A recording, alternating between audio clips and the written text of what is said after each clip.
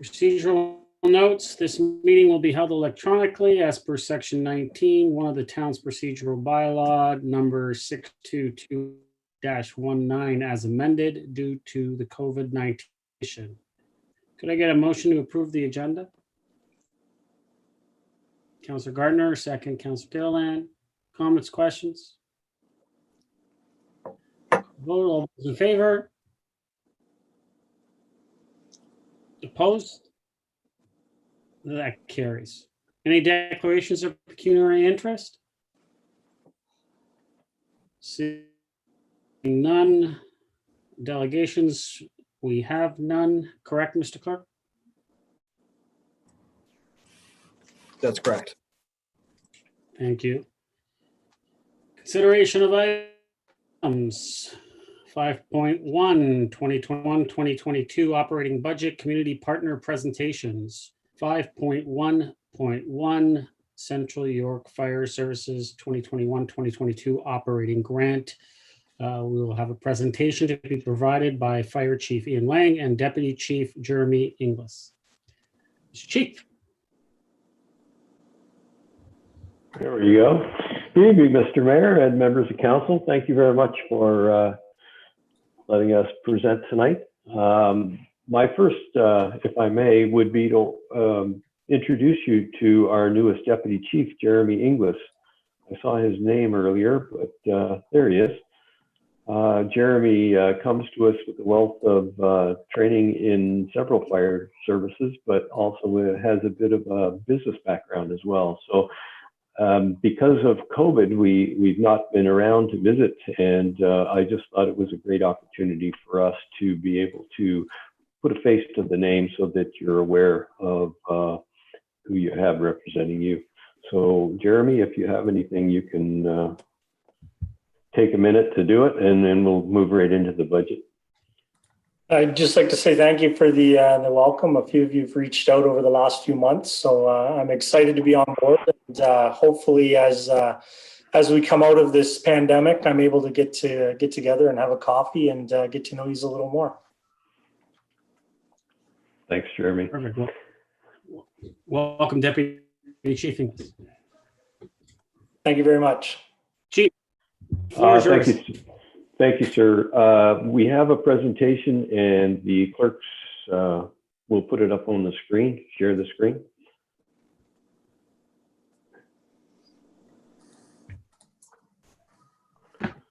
There we go.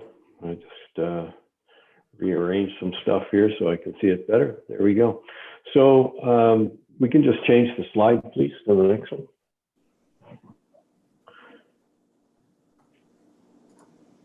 Thank you very much. You will see when you look at the numbers that our budget request for Central York is $412,000 less than the amount that we included in the original outlook for 2021. In discussions with the JCC members, we had put in for a 10-year program to hire 2 additional firefighters per year in anticipation of, in 10 years, having another crew in place to address the needs of both communities. However, because the new master fire plan has not been completed, it was felt better that we remove these 2 positions and reduce that budget request by $258,000. Also, with discussions with the JCC, they've asked us to maintain our asset replacement fund, or ARF, at the 2020 level, which is a $100,000 reduction. And we have introduced, as you're aware, a new cost recovery program. So we're thinking about $54,000 net of wages will be the outcome of that program. So that in sum is just over $400,000, and that's where we attribute the reduction in our budget. Next slide, please. As you can see, this is the trend. Wages and benefits are approximately 85% of our budget, and other operating expenditures make up the balance. So as we know, other operating expenditures are everything it takes to run the fire department on a day-to-day basis. So fuel for the trucks, repairs for the trucks, maintenance of stations, and all the clothing, all the equipment, everything that we buy for the firefighters to let them enable to do their job. That's what it contributes to the other operating expenditures. Next slide, please. Here you see a bit of a breakdown. You see a 2020 budget number and a 2021 budget number, and you will see that there are some reductions, and we've tried to hold the line on things that will be going up. We have a negotiated agreement that goes till the end of 2023. And in that agreement, we successfully negotiated with the association the reduction of the standby callback amount, which is $37,000.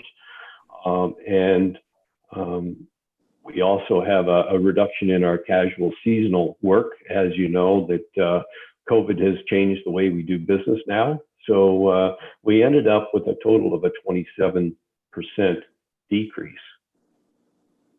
Next slide, please. So the other operating budget, as mentioned earlier, covers all the things that we need to run the department. So we've held the line on fuel, vehicle repairs. We have been getting a majority of our work done at the Newmarket Operations Yard. And as such, they've hired an additional person to help us get the fleet done there, which keeps our cost in line, which is a good thing. Facilities repair maintenance, we've kept it right as close as we can. We have a slight reduction in our dispatch services. We receive dispatch services from the city of Richmond Hill, and they, in fact, we've changed some software, and that has reduced our cost by close to, well, $14,000. The support cost allocation is what we pay the town of Newmarket to provide all the backup services from legal, finance, HR, IT, all of those positions, and that went up a little bit. But the members should realize that we have 22 line items that have 0 increase in our budget and 4 line items that were reduced in this year's proposal. Next slide, please.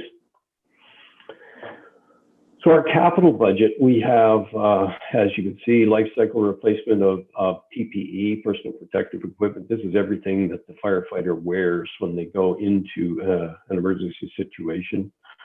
We are replacing one pumper or an engine. It's an 06 American LaFrance. That company went out of business several years ago. And while these trucks don't quite make their 20-year life cycle, because the company's out of business and the parts are priority, we cannot buy replacement parts very easily. We've salvaged some replacement parts from other departments that did have those types of trucks in their fleet.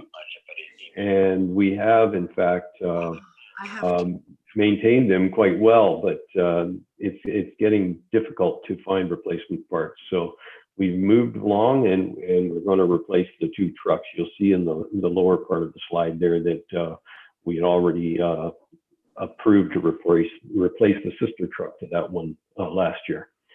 So replacement of different equipment and platoon chief's vehicle, and you'll see that Fire Station 4-5, there's a $900,000 allocation to there. So there's a $2 million allocation on the capital budget. And we have a number of vehicles that we have to be purchased yet. The hazmat truck was approved in 2019, and because of our change in personnel here at Central York, we're working on a design that's going to help us provide a better level of service and perhaps with less money.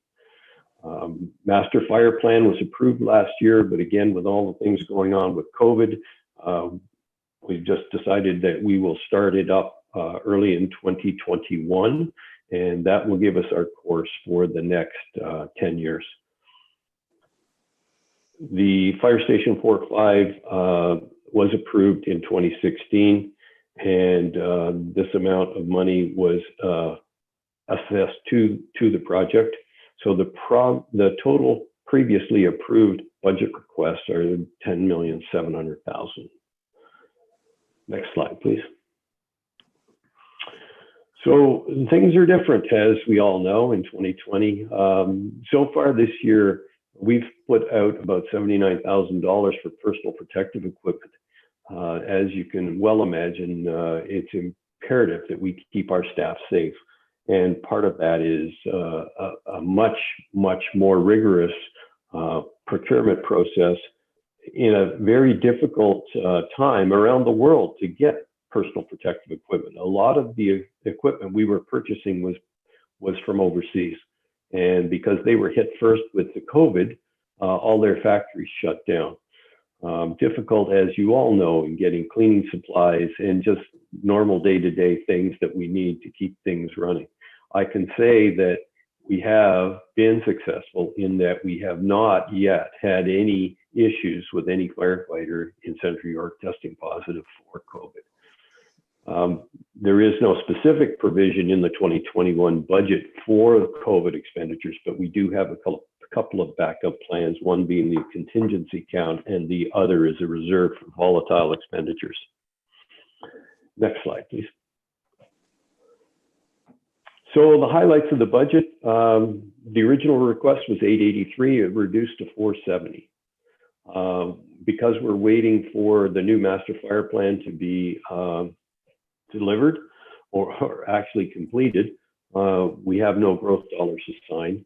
Our ARF contributions remain at 2020 level, and we have in fact included the new cost recovery revenue. And because of the change in cost allocation between Aurora and Newmarket, there will be a shift of $12,000 in the annual operating cost increase to Aurora. Now, you remember that those three criteria are the population of your community, the assessed value, and the number of emergency calls that we do in each of the two communities. And then they're compared, and it's on a 4-year rolling average to kind of smooth out those amounts to reduce the amount of shift. In years gone by, the shift was a couple of $100,000, which meant a half a percent of a tax increase, one way or the other. So this new formula that we have employed for the past several years has helped to smooth things out. Next slide, please. So as always, you can see we're here proudly protecting both Aurora and Newmarket, and I would be happy to take any questions or provide any clarification where I can.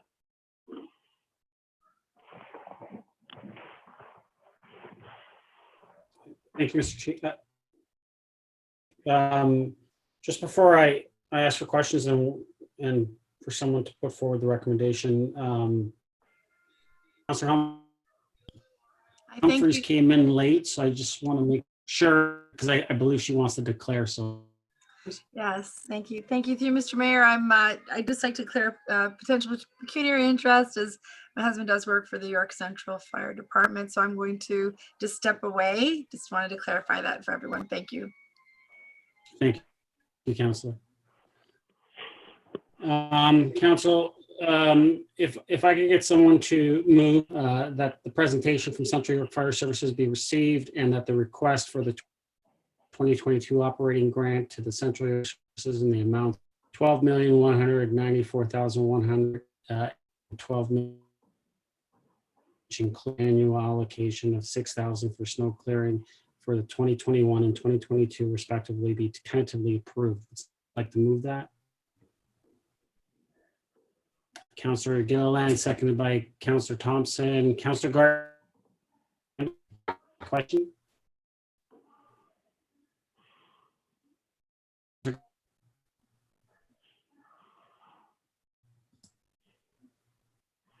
You're on mute, Councillor. Hello, Chief. Thank you so much, as always, for coming. Pretty good news budget. Thank you. The vehicle maintenance and repairs are the same for 2021. How did you manage that? Through you, Mr. Mayor. What's happened is because we've been able to make more repairs at the Newmarket Yard, that means we're relying less on outside contractors to do the work. And while the outside contractors were able to do it quicker previously because Newmarket hired an additional apprentice mechanic, that they're able to take on more. And as such, we feel we're comfortable in maintaining the budget. Thank you. This isn't a big amount, but your regular part-time wages were 0 in 2020, and they're going up in 2021. The reverse with the overtime, you had in 2020, but not in 2021. Through you, Mr. Mayor, to the councillor. Okay, so the part-time wages, we had casual workers that we were hiring, and now we've changed to the part-time. So that would be the change in allocation there.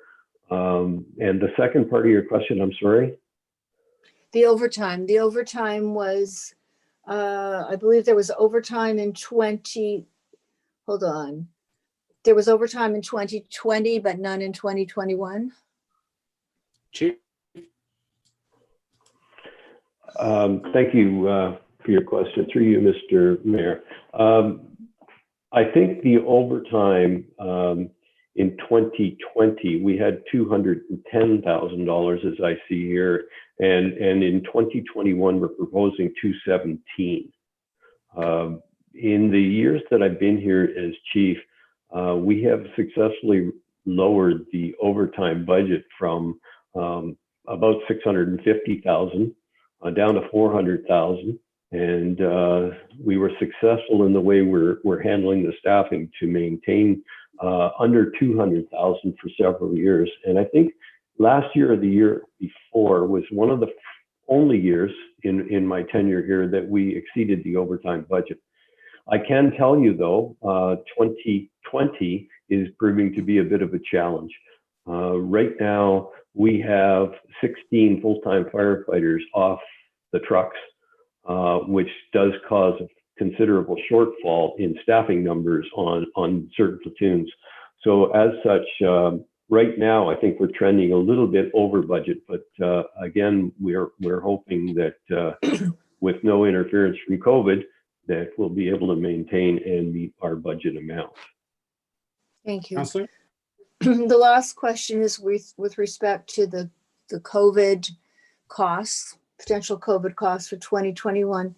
What would you normally use the volatile expenditures or the contingency account for? I mean, does this exactly fall within that? Chief? Thank you, Mr. Mayor, through you, sir. So our contingency account is for unplanned things. So while we didn't specifically put in a budget item for COVID, we have been tracking all of our COVID expenditures in a specific account number under emergency management. And as such, if in fact there are some government repayments to the municipalities for undertaking these expenditures, we'll be easily able to identify. Now, as it indicates on the slide, normally we would spend $3,000 or $4,000 in that one account, and we've spent, we know, at year to date, $79,000 plus just on COVID-related expenditures. So while we are tracking that, we have not assigned an actual budget line for COVID. So we're just going to continue to work out of our existing accounts and cover it off with the contingency. Thank you. And what about volatile expenditures? Chief?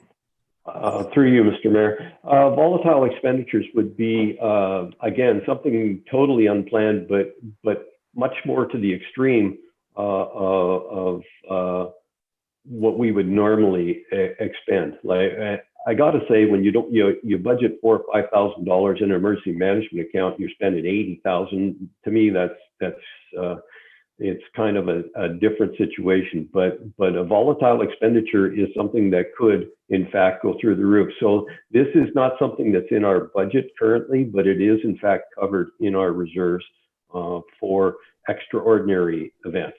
And depending on which way COVID turns, we could be using that. Thank you. Thank you, Councilor Gardner. Councilor Kim? Thank you, Mr. Mayor. Thank you, Chief, for your presentation. Just a couple of small questions.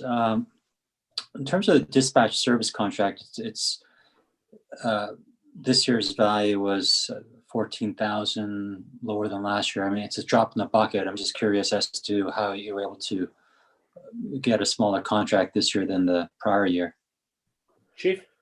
Through you, Mr. Mayor. Well, I would tell you it was superior negotiating, but I'd have to say what's happened is we used to get equipment through York Regional Police. And because of a technology breakthrough, we've been able to put that equipment aside and purchase what's called Tablet Command. And Tablet Command allows us to use iPads in the trucks rather than regular computers.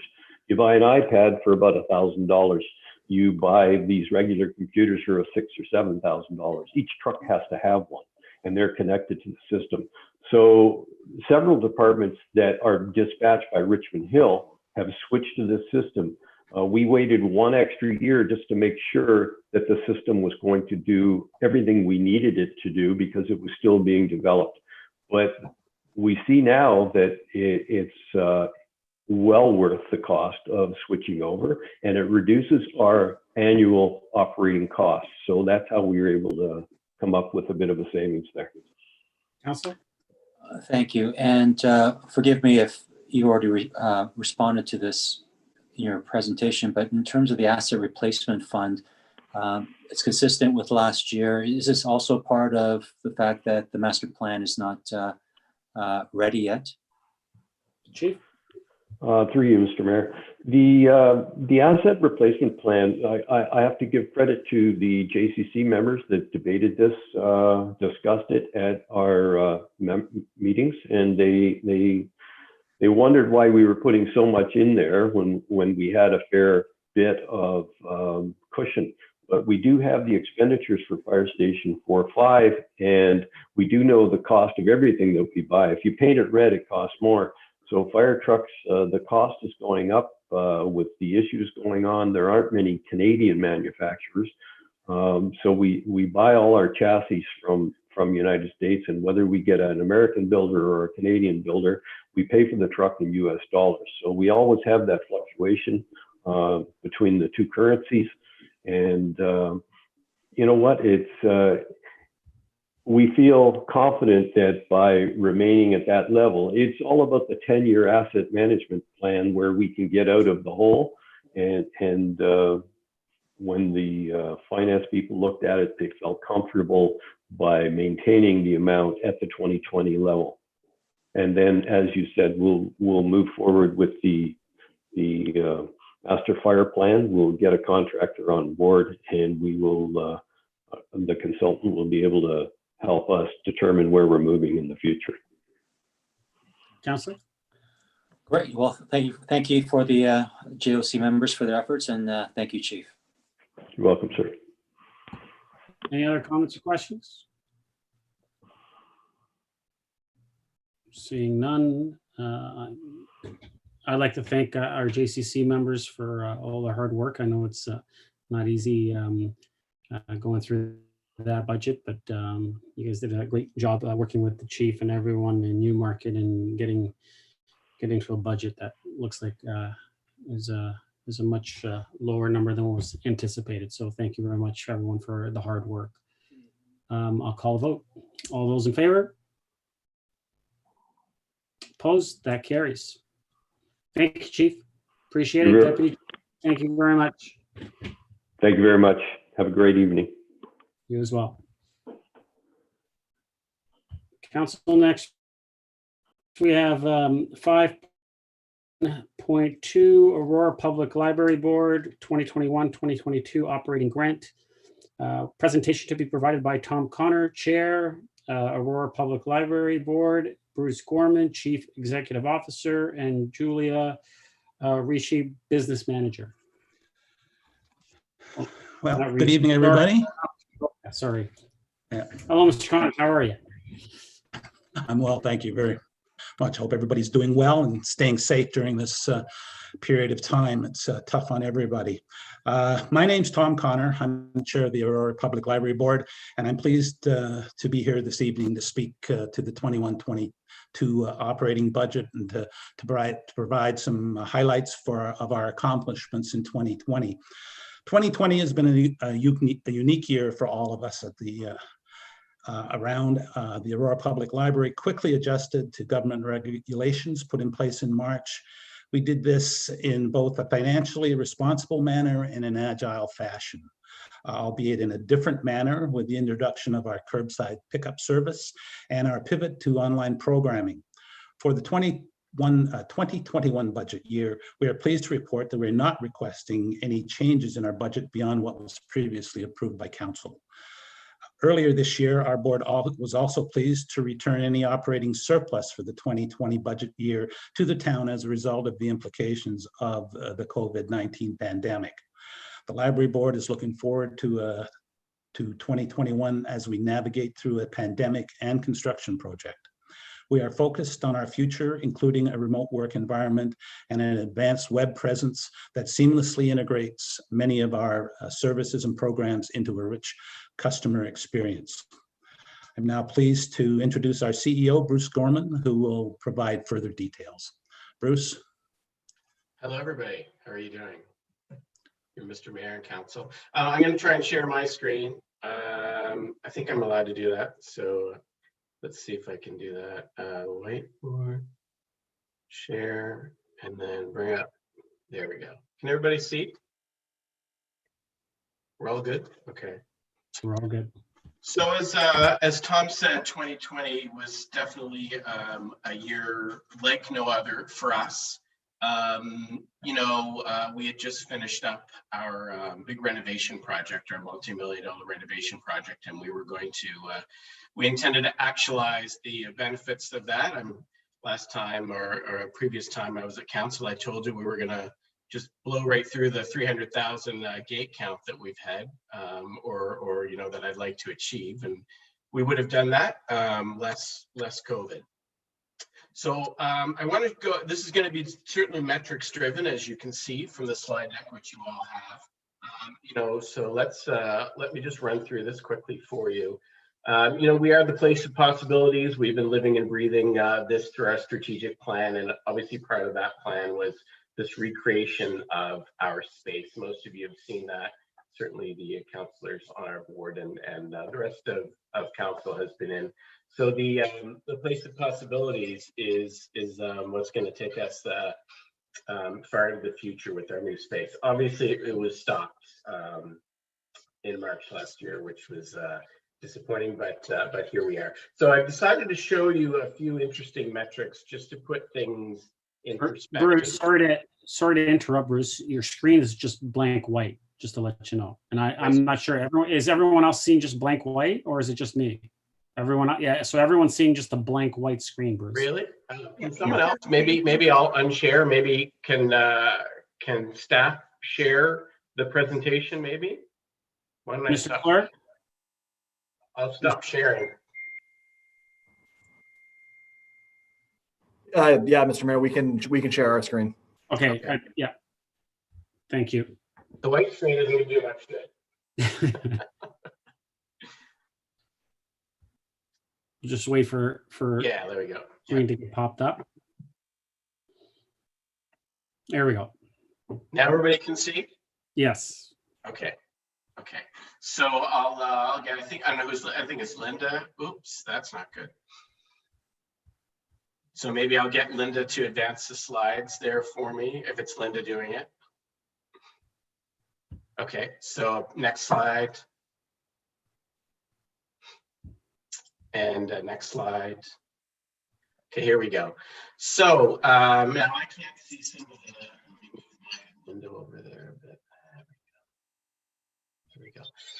Yeah, so what I wanted to do was share metrics that are of value in a COVID environment. So what I decided to do was share some of the our key performance indicators for just the months of January and February, And this will indicate to you certainly how successful we were in those 2 months, but that would have led to an enormously successful year. We'll certainly get to some of the COVID implications later in this deck. So as you can see, I'm going to go into these in a little bit more detail, but almost every metric for January and February is up by a notable amount, 8.9% for our circulation. I'll talk a little bit about the streaming and downloads. So almost all of our metrics are up, just representative of January and February, which certainly would have carried on throughout the rest of the year. A lot of this is because of this new space that we've created, and certainly we've accelerated our programming, and that has made an important impact in the community as well as our online environment. So let's go on to the next slide. Okay, so circulation of our physical material. So this is for January and February. So you can see there was a little dip in 2019, but already we were up 8.9% for January and February of 2020. So exceeding 2018 and 2019. So that would have played out as the year progressed. Next slide. Our streaming and downloads, this had a minor dip because we made a switch in our service providers from a service provider Overdrive that we use to a new service provider that's called Cloud Library. That's gonna reap us significant rewards. But when we did this right around January, the month of January. So that's why there's that small dip, which normally you wouldn't expect in our streaming and downloads. But that will return in short order as we continue, and more so as we get back to a more normal environment. Next slide. Electronic services. So our electronic services are catalog logins, database usage, all of our courses, public workstation uses, our wireless environment, etc. So again, that's up almost 20% just in those 2 months of 2020, January and February. Next slide. Online followers. So online followers certainly is a big success story, in particular as COVID took foot and the year progressed. But even in January and February, our presence in an online environment was up 40%. So we were very excited about that. Next slide. Programs. One of the most important things we do is offer programs to our community, and our new space certainly allowed us to elevate the level of programming, both in diversity and in numbers. And you can see that play out, a 33% increase in our programs January, February of 2020 over the previous year. Next slide. And then again, that corresponds even in a larger way. So our new living room certainly has played a major role in our ability to host more people. There's the mayor in the middle of our hackathon, I believe I think. And then other events where we were hosting hundreds of people in our living room. And that certainly is not the case anymore, but we had a lot of great events in January, February, and hosted an additional 51% over the previous year. Again, a great 2 months for us. Next slide. Library membership. So this is something that I am particularly proud of, and I've showcased this to you in the past, that our library membership keeps on increasing from what it was previously, 1 to 0%. So now we're up 16.5% in those 2 months of actually end of February for the stat of 2020. So again, we're reaching out, we're touching more Aurorans, we're introducing them to the library, and we're engaging them like we haven't ever in our past. Next slide. So this is a Q1 look at what was going on in the 2020 and the previous years. Now, what's notable about this slide, and I'll go into a bit more detail of these, is that this slide includes March, which also includes 17-ish days from the 14th until the 31st, when we were actually closed. So even though we were closed for a good portion of the quarter, our numbers didn't dip very much, as you can see from this slide. So we'll go to the next slide. This is online followers, which actually increased, even though we were closed for 1/2 of a month over the previous years. Our programs went up 4.1%, even though we were closed, and a slight dip in attendance. But obviously, when you do a hard shutdown, everything stops, and that's what occurred, particularly when we were ordered to shut down. Next slide. Again, this is our membership. So even though, I'll repeat this, even though we were closed for 1/2 of March, our memberships were still up 17.1% in the Q1 of 2020. Next. So, we had to pivot, which is what we certainly did when COVID occurred. We offered a whole host of just meaningful programming that either we didn't offer before or that we certainly emphasize. Certainly a great opportunity for people to take the courses that we offer through LinkedIn Learning and Gale. We had digital bingo programs. We also had online trivia. We continue actually to have online trivia nights every Wednesday night. I know Councillor Humphreys attended one of those recent sessions. So we have music for people to access. I mentioned earlier all of our online resources. Ancestry, we partner with Ancestry and they allowed free access to their service so people could spend time researching their histories and their pasts. So we presented an online environment in a time when people were locked in that certainly gave meaningful ways for people to engage with us, and more so for people to just engage. And, there's been a lot of discussion about the mental well-being of people, and we think we were an important part of the mental well-being, giving our members a lot of very interesting, engaging activities to do when they were nothing less than shut down in their homes. Next slide. And we do, further to that, a lot of just really valuable online resources, the music I mentioned, our comics, we did programming, food programming, streaming media, and all of our online resources were available for people to engage with us from the comfort of their home, their bedroom, or wherever they use their technology. Next slide. So yeah, certainly we had to adapt. Let me just go through a few of the things that we did out of the gate. So we went fine free for 2020. We wanted to make it easy for people to use us. That still continues to be a strange barrier for the public. Even if they owe a small amount, they often stay far away because they want to be admitting of the fact that they owe a bit of money. So we're fine free, easy for our users to engage with us.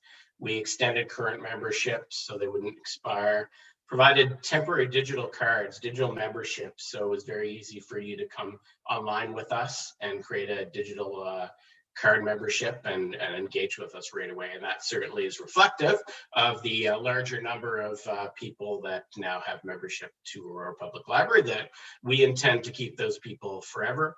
Our parking lot, we emphasized that our parking lot on the upper level was available for people to use Wi-Fi, which every day I saw people up there using Wi-Fi for whatever it is that satisfied their needs.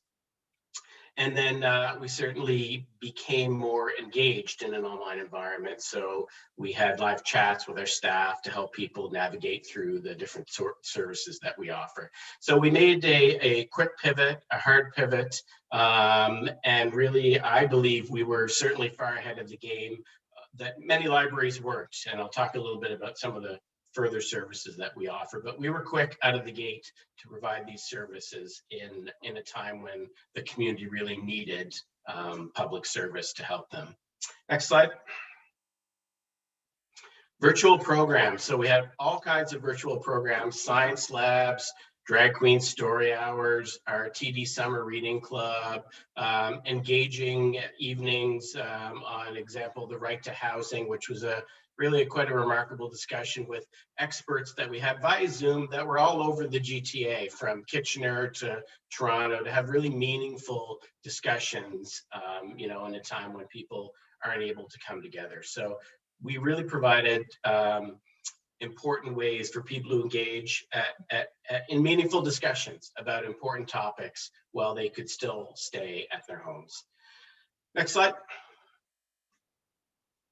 So Take and Makes were little kits that we included in our curbside service so that you could come. We would make this with the tools in our creative studio and grab one of these little Take and Make kits and go home and make a little fun project. And that was wildly popular. We ran out right away, but certainly we leveraged the fact that we were having curbside pickup of materials, and we thought, well, why not? Why can't we add other things other than books and DVDs and our materials to the game? So the Take and Makes have been just outstandingly successful for us.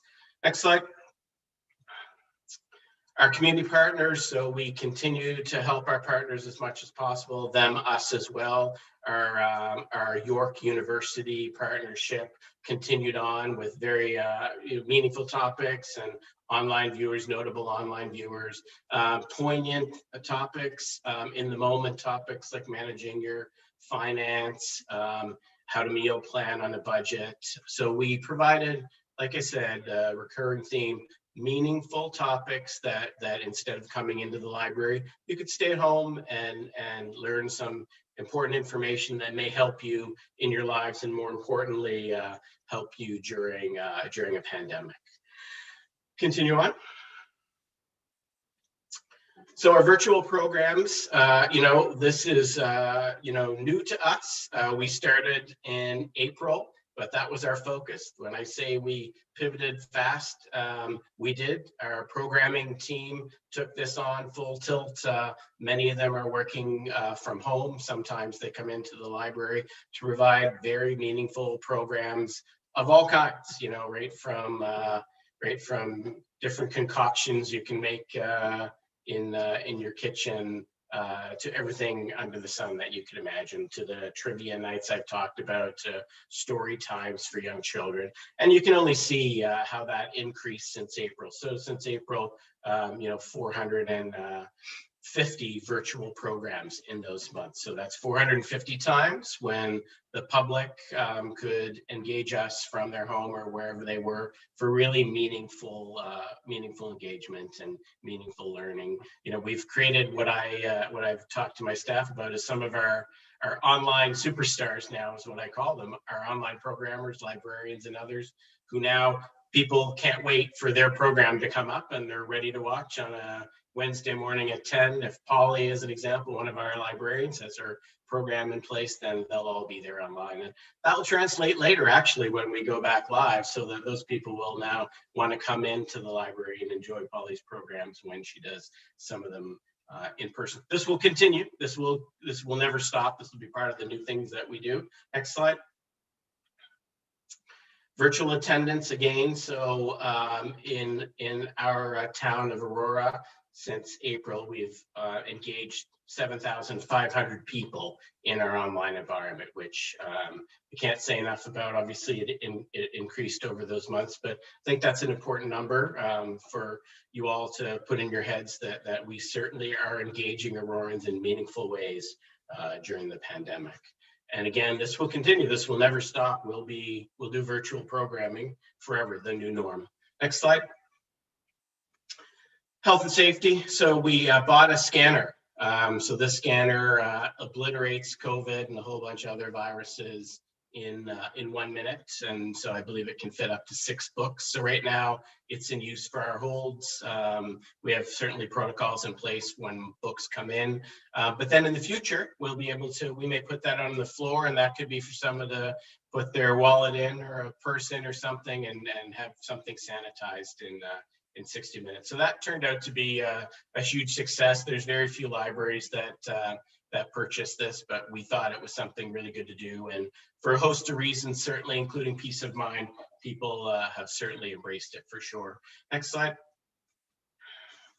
Curbside pickup. So we started curbside pickup in May, long before maybe one or two other libraries in this province started curbside pickup. And it was an enormous success over the summer months for us, getting up to towards September, up to 24 customers per hour. So 24 people coming through our parking lot, parking their car, and us in a safe way providing their materials for them. So the community embraced it. We were very excited about this service, and like I said, we did this before almost any library in the province of Ontario. We pivoted fast, and we have one of the best in the province. Now, obviously, now we don't have curbside anymore because our parking lot is gone. So we've made another shift. Next slide. So just before that, so we also then offered in library after, not in March, but after we allowed people to come in and use our computers. So that was the first time we let people into the building to use up to 10 computers that we had, and followed all of the protocols. We have a reopening team that oversees everything we do as related to COVID and safety. So we are in a safe environment, in a distant environment. The public are really happy to be able to come in and use the computers, and it's for them it's excellent. It's a good service for us to offer the community. Next slide. And then library pickup. So we had to shift again just recently. The construction project, which we are very excited about, began. And so we shifted now so that we are in library pickup, and you now come in the courtyard door, where in the south end, and then go into the Magna room and get your materials, and then leave through Yonge Street. But already, even it's certainly a different service than the curbside, but it's already picked up, and so we're at almost 19 customers per hour, and we've only really been doing this for 3 or 4 weeks now. So the community, they got hooked on the curbside, and now they're happy to come in and get their materials, and I'm sure that number will continue to go up. Next slide. So some of the pressures that we faced, being a public-facing service, certainly reduced service levels. We can't do some of the in-library stuff that we've done. Our hours reduced, reduced number of staff in the building, absences related to staff. So we, as well as the, happy to hear that York Fire has had no incidents of COVID, nor have we, but we've had instances where we had to make decisions about someone who might have been in contact with someone who knew someone, that type of thing. So that's actually a pretty regular occurrence. We now do COVID tasks. We do things that we never did before. We have greeters and washing down now workstations when people are done. So that's noting the safety protocols that we put in place. Certainly we didn't offer virtual programs before. We are happy to partner with our community, Ricio is always out there looking for partnerships, and we've made lots, but some partners, it's a bit of a struggle right now for partners to have the resources to offer up the ability to partner. So we're waiting to engage the community in a partnership fashion as we begin to come out of this. Certainly, people aren't at the stage browsing our collection, so that's certainly a COVID difference for us. And now contact holds pick up, so people aren't picking up their holds. We're doing that on their behalf, and virtual card renewal. So we've made a lot of changes to make a really meaningful experience for our customers, both for collections and both using our computers and using the Wi-Fi outside. Next slide. So this is a 3-year budget cycle. The budget was approved in 2021, a 0.7% increase from municipal requisition, and it was a 1% increase for 2022. As Tom mentioned, we are not asking for anything above and beyond what we received here.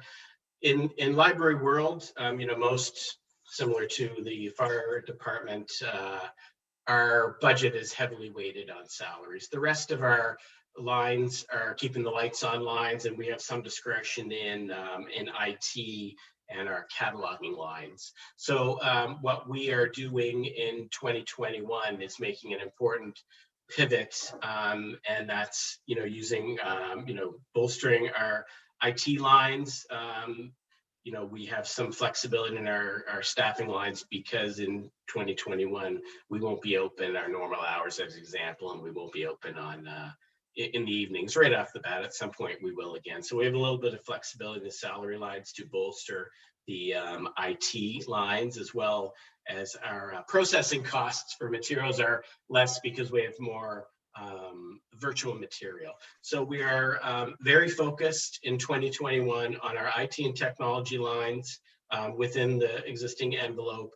And that is, number one, to create more of a work from home environment, secure, safe work from home environment where our staff can be mobile and they can do a virtual program from their home, or maybe if they're at a conference, they can do it at a conference, and allows us the flexibility in this new day and age to work, work where it's best for us to work.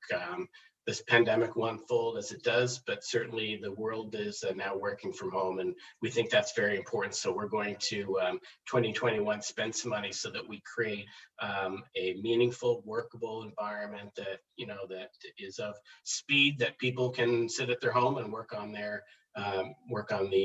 the files or whatever it is that they're trying to access, as well as do the great programming. And the other thing too, in particular, more than ever now, our website is not unlike a branch for us really now. Our website has really, this year in particular, because of COVID, it's turned into a new branch for us. That said, it's always been a destination for us, just not so notably busy, but it's not of the caliber that I would like at all.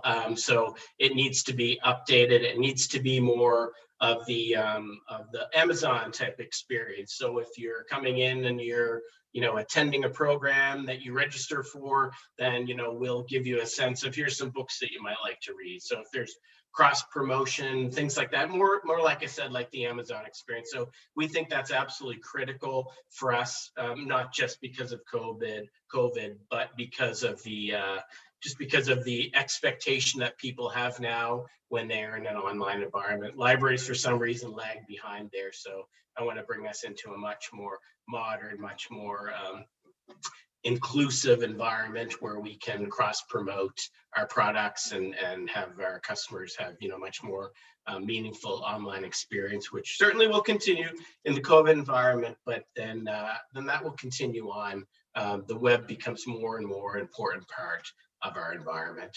So we are happy to for 2021 and 2022 to be focused on the online environment and a website. We're happy that we're staying within the already approved budget. We're not asking for any more, and we really do think that the money that's requisitioned to us, we think that we do an outstanding job. The return on the dollar that you provide to us goes back out to the community many times over in many benefits, health and wellness benefits, and people, learning, and the educational components. We do think that we provide just the most unique, outstanding service, and every dollar that we get from you, rest assured that it goes back out to the community in a more meaningful way than the $1. So we're happy that this has been a really successful for us year despite the pandemic, but we continue to be really looking forward to 2021, and we look forward to working in the environment of a pandemic and the environment of the construction project, which is now underway, that we are very excited about. So on that note, I'm certainly happy to answer any of your questions. Thank you, Bruce. Council, first, can I get a motion to that the presentation from the Aurora Public Library Board be received, and 2, that the request for the 2021-2022 operating grant to the Aurora Public Library Board in the amounts of $3,896,100 and $3,934,100 for 2021 and 2022 respectively be tentatively approved. Moved by Councillor Humphries, seconded by Councillor Gallo. Comments, questions? Councillor Gardner.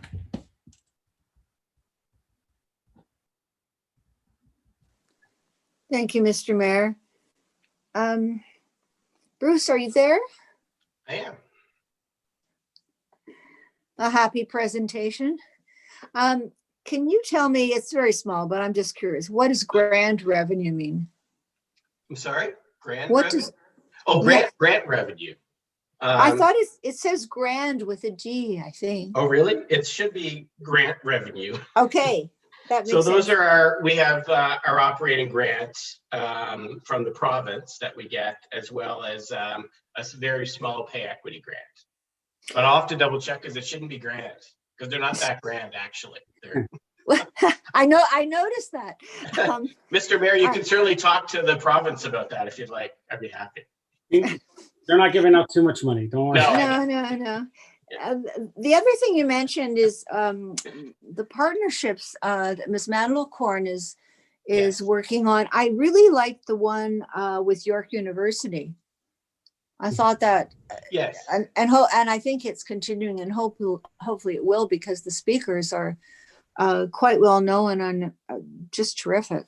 Yeah, through you to the mayor, you can thank the mayor for initiating that partnership too. So me and the mayor had a discussion, and the mayor put me right at the top of the food chain at York, and it's been successful. And I will say that we have more people coming to our sessions virtually and when we were in person than our southern friends in Vaughan and Markham as well. That's interesting. Mhm. Thank you. Very good. Thank you, Councillor. Councillor Humphries, then Councillor Gilliland. Thank you, Mr. Mayor. And I just wanted to comment and thank Bruce and our chair, Mr. Tom Connor, for presenting this evening. And I'm sure there's lots of members of the board either here and watching. Just, wanted to make a comment, and I'm sure you heard it through the presentation, is just how agile the library has continued to be during these very uncertain times, and to become a really relevant tool for our residents to utilize.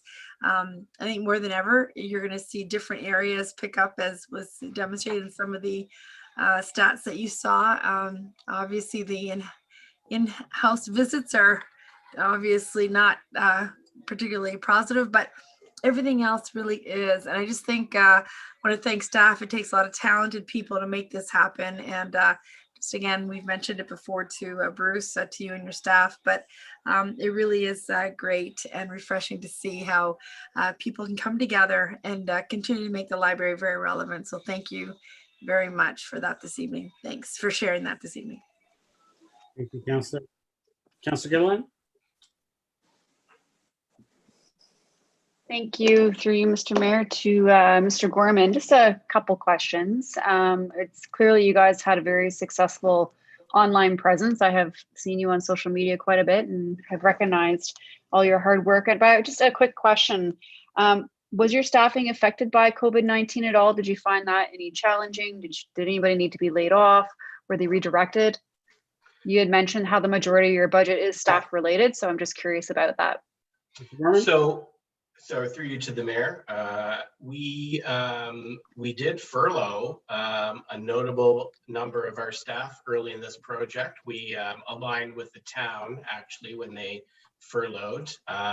We kept staff on for this gray period when the announcements were first made, and then it became quite clear that it was going to be for a length of time.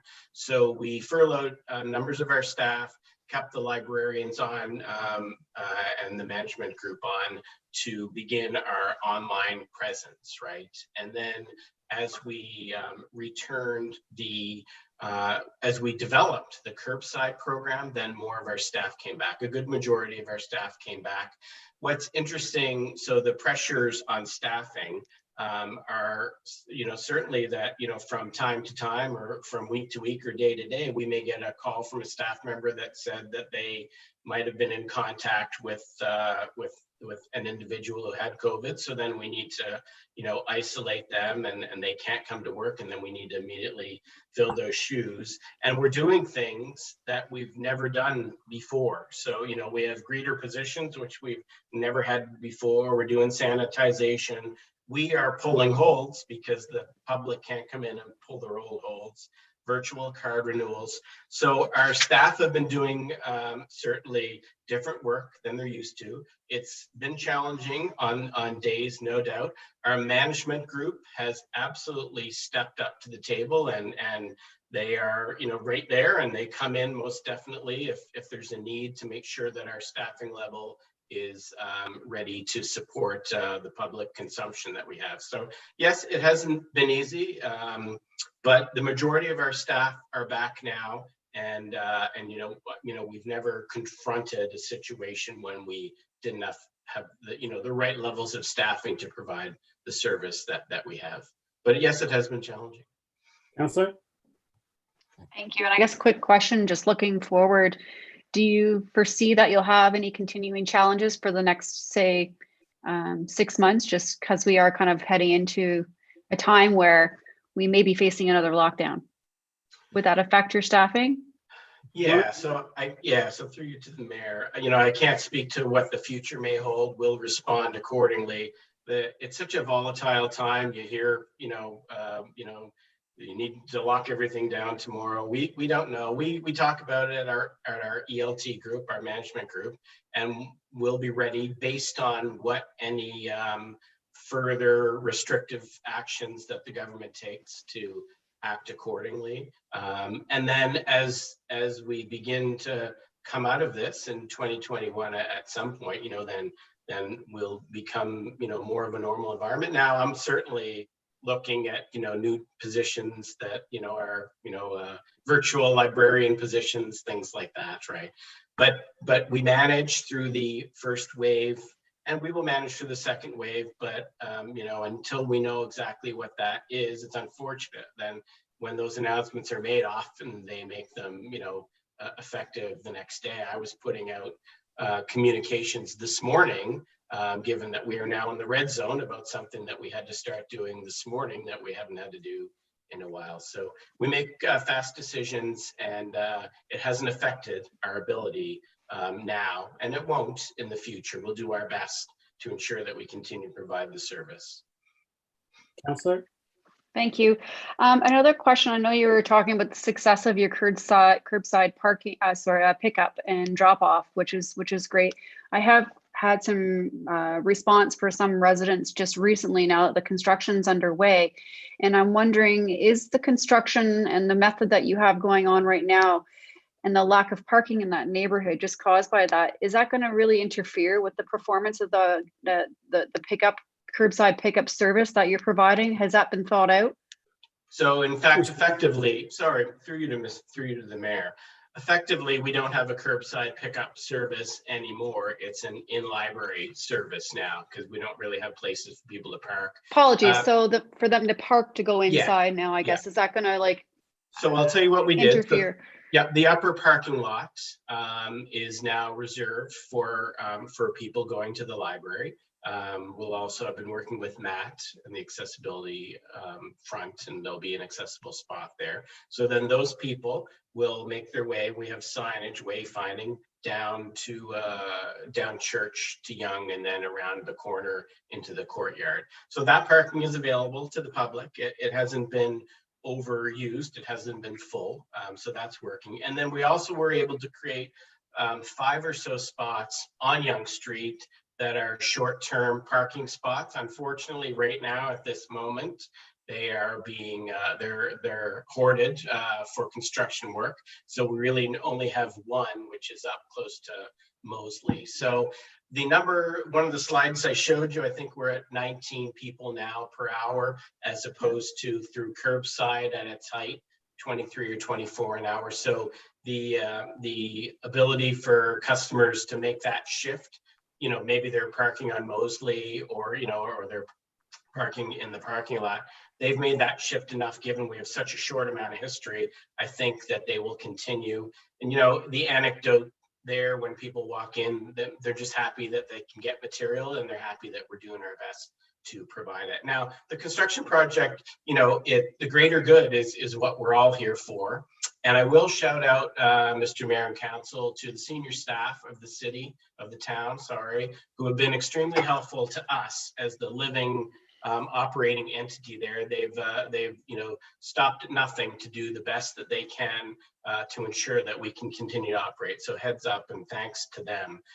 But we are in a construction project, and every day, tomorrow we're closing Yonge Street tomorrow for before we open, because they're working on the tiles tomorrow, and I found that out this morning. But that's the nature of a construction project. We're doing the best we can. I haven't had people complaining. I think they're very excited to get their books, whether they have to walk in, which they now do. And by the way, just on that note, we've developed a process for people with accessibility needs, so that we will retain the curbside experience on Yonge Street for someone with an accessibility need. So we've created a process there for them as well. Councillor? Perfect. That's good to hear. So I'm glad that there's a plan in place. Two questions. One, lynda.com. Do you still have that partnership? Because I didn't see that part of the slide. There's just so much I could put in that slide deck. I could make it twice as long. So absolutely, Okay. Lynda was in there. It was in one of the decks, up with the Gale courses. So Okay. and it's LinkedIn Learning now. Lynda.com. They were bought by LinkedIn. Saw that. So it's Okay, called so LinkedIn. I saw that. Okay. There you go. And I guess the final question, I mean, it's always good to talk about why things are successful as well. I noticed on your virtual attendees that September was the highest attendees that you've ever had. And so my question is just like, why the success? I mean, you know, it's also good to ask those questions too. I mean, in a time when everybody's Zoom fatigued and trying to get people to participate, you know, I find it very impressive that you guys had a successful September. Mm-hmm. That's an easy question to answer. So, I mean, Zoom fatigue is something that I think we all face. But people need to, you know, be with other people. It's okay if it's virtual too. They need to have experiences where they can engage with other people. And the people that are attending our online programming are just so happy that they're with other people and they can engage with other people. So in an environment where it's less easy to get out and be with people, we are creating that virtual environment. And in this case, you know, it's people, the need to be with people outweighs any Zoom fatigue that they have. That's my perspective on it, right? In the end, people need to be with people, and if it happens to be virtual, then it happens to be virtual. But that will spill over. All those virtual people, some of them are new people that we've never had by that membership number. They'll all be in our library when we open, and you know, hopefully a lot of them will be these new people that we haven't accessed before. And that's always my biggest dream in library world, is to get at the people who don't come to the library. Great. Thank you so much. Thank you. Any other comments or questions? Councillor Gardner, second time. Thank you. Bruce, I have a question about the accessibility. It's good that you're doing curbside pickup, but I think people with accessibility issues also want to be treated like everybody else and be able to come into the library. Is there any plan to create an accessible spot somewhere, or a couple accessible spots? So yeah, the building is accessible, and it will be accessible. So if someone with an accessibility issue wants to come in, they're welcome to come in. And I concur with you.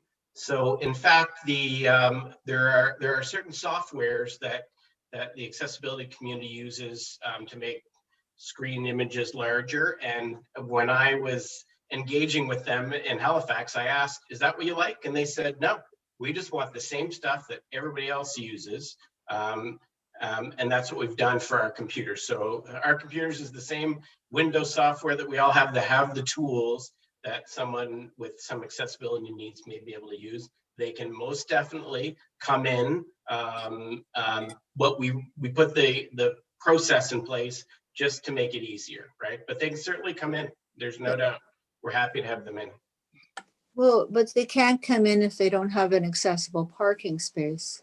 So Well, have you thought about that? How to yeah, provide that? So we work with Matt. So there will be, when the hoarding finishes, there'll be 5 spots.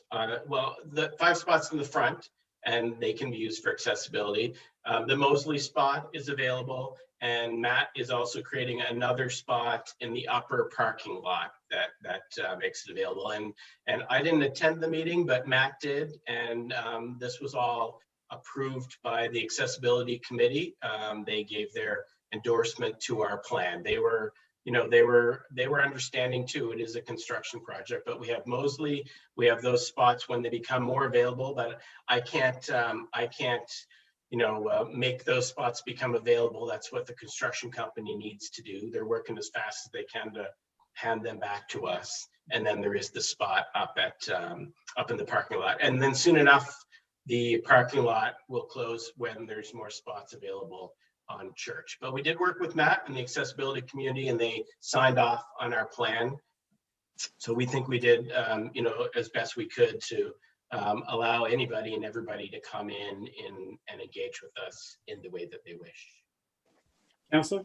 Well, I'm glad to hear that. I'm just, when you said they can park on Yonge, I kind of worried about that because, they're going to have, anyway, I think it could be a problem to park on Yonge just because of the traffic and what's required. Yeah.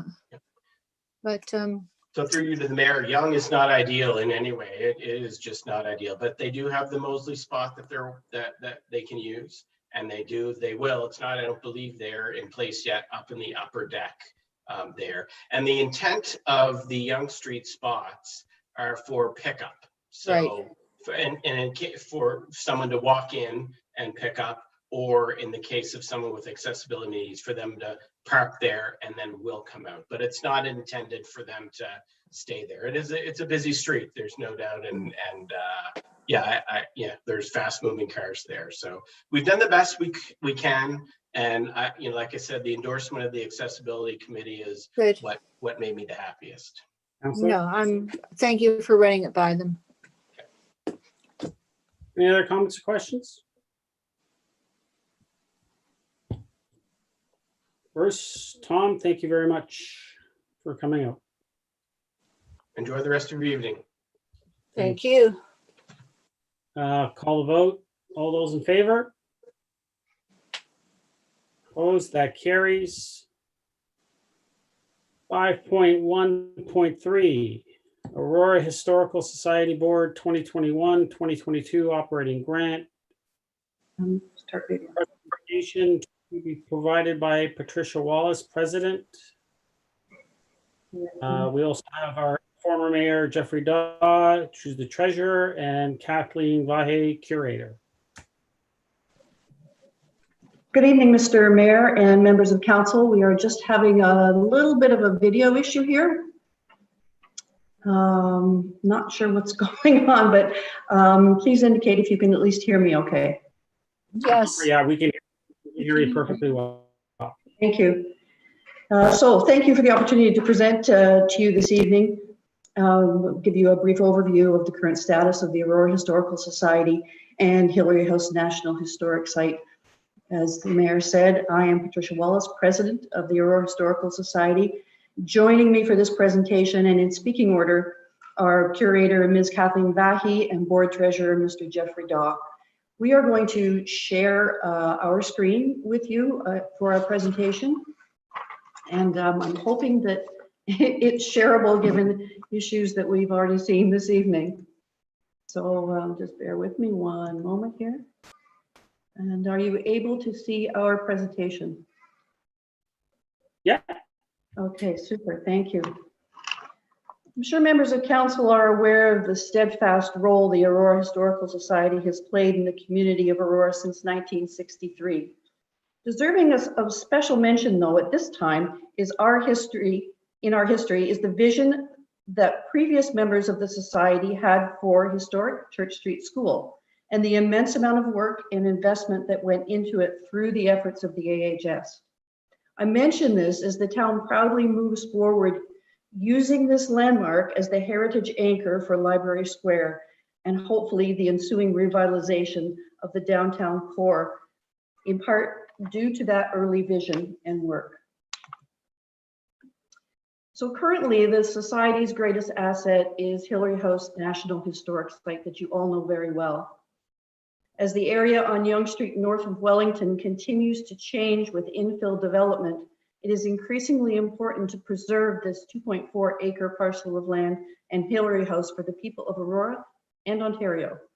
You'll recall a year ago, we spoke to you of a significant amount of work that was identified in 2017 that was needed to maintain the structural integrity of the building. We had hoped, of course, to have funding for that work in 2020. COVID had other ideas.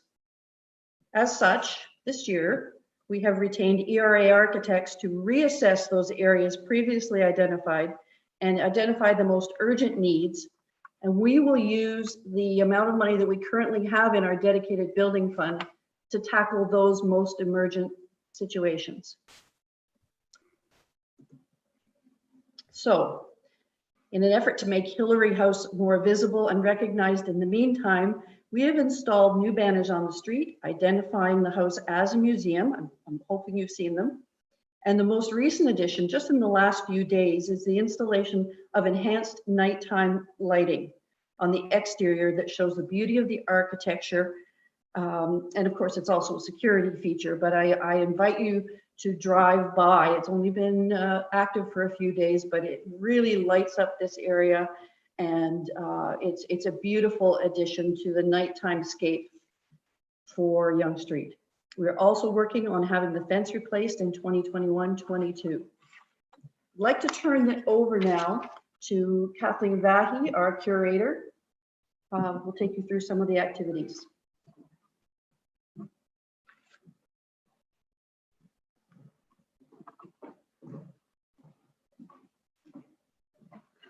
Thank you. So throughout 2020, the AHS has been committed to offering programming and events to engage the community. We hosted 3 of our 10 speaker series nights to an eager audience. After the COVID-19 pandemic forced the AHS to close the doors of Hillary House, we were quick to pivot to online engagement. A video series featuring information on Hillary House was created to allow potential visitors to gain a sneak peek into this special historic home and to encourage them to visit in the future to learn more. We increased our social media content to engage with the community. And we also started a new project with volunteers transcribing letters from the Hillary archives. This provided valuable information for curatorial staff and helped keep our volunteers involved with the AHS. Once public health recommendations allowed, Hillary House reopened with proper safety precautions in place. And as part of Aurora's participation in Culture Days, the AHS hosted a Victorian harvest tea with the help of dedicated volunteers and community sponsors. The COVID-19 pandemic has had significant impacts on the AHS and the operation of Hillary House. This includes loss of program revenue and engagement due to the cancellation of most of our education and public programs. For example, school programs, our speaker series, summer camp, and others. No outreach opportunities were available due to the canceling of community programs such as the street sale, home show, Canada Day, Doors Open, Santa Claus Parade, and others, where the AHS engages with thousands of people. We had a decrease in on-site attendance due to the closure of Hillary House in mid-March and the cancellation of our 2 major exhibitions. And we faced a significant loss of fundraising revenues, including the cancellation of the Hillary House Ball, which is the AHS's biggest fundraiser. As for our projections on how the COVID-19 pandemic will affect the AHS in 2021 and 2022, The consequences of COVID-19 are unpredictable, as the trajectory of the virus in Canada cannot be determined. It is probable that public health restrictions will be in place well into 2021, which will prevent the AHS from continuing with normal operations. And therefore, we are expecting lower than average program revenue, attendance numbers, as well as engagement and outreach opportunities in 2021. We were fortunate this year to receive COVID-19 emergency funding, which will be discussed later by Jeff. However, we fear these funding assistance measures will not be in place in 2021, even though the impacts of COVID-19 will still be putting pressure on our finances. Through all of this, the AHS has been fortunate to have the support of various community groups and businesses. In 2020, we received the assistance and/or donations from groups listed and others. We thank all of these businesses and organizations for their contributions. Here are our key performance indicators. Our in-person numbers are significantly lower than in previous years, as to be expected, because we had to close Hillary House. And then after, people weren't as eager to go out in person. However, as other organizations like the library have pointed out, our online engagement was significantly increased as we kind of pivoted to that. So that is a positive step.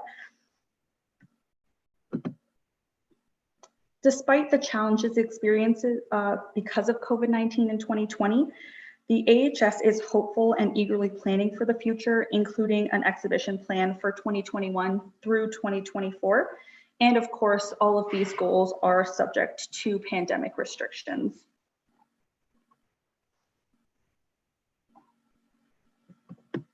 Furthermore, the AHS recognizes the many organizations of Aurora and the importance of partnerships.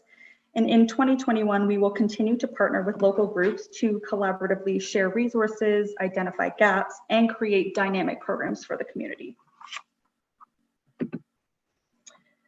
Currently, the Godfrey Collection, which is an important research collection of over 2,000 historical medical books and important archival material, is stored in an offsite climate-controlled commercial facility at an estimated cost of around $3,500 per year. This is intended as a short-term storage solution, as the AHS is exploring alternatives to ensure this collection can be properly cared for and accessed by the public. Now I will turn it over to our treasurer.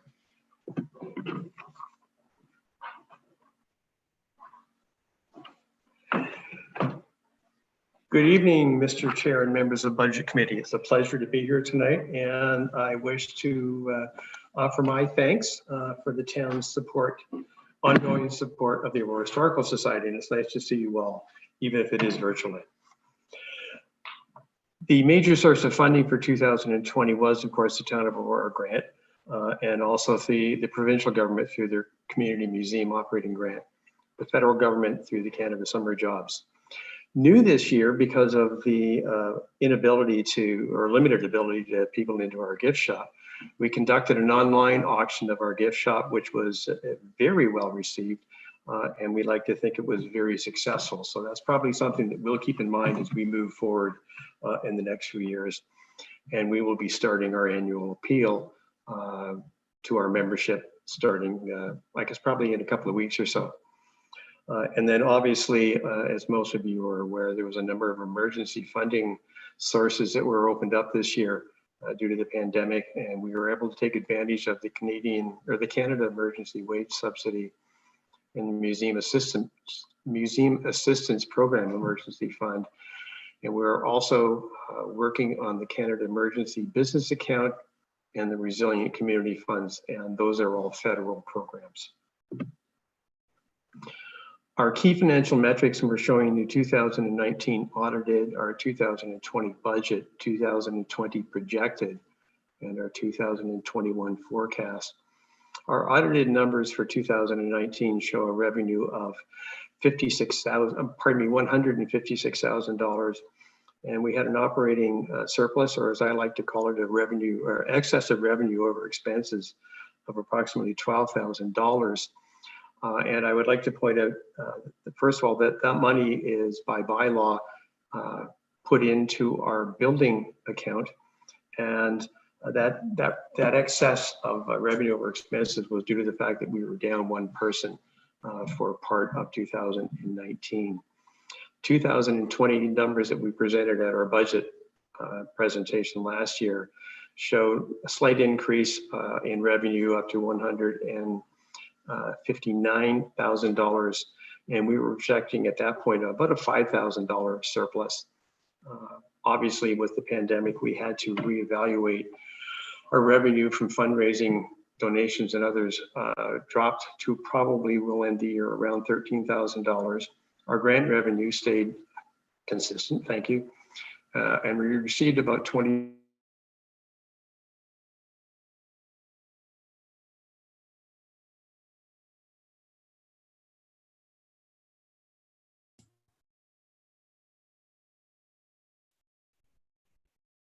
Jeff? I'm not sure. Can anyone else hear? Or is it just me? No one else can hear? Jeff, we can't hear you No. anymore.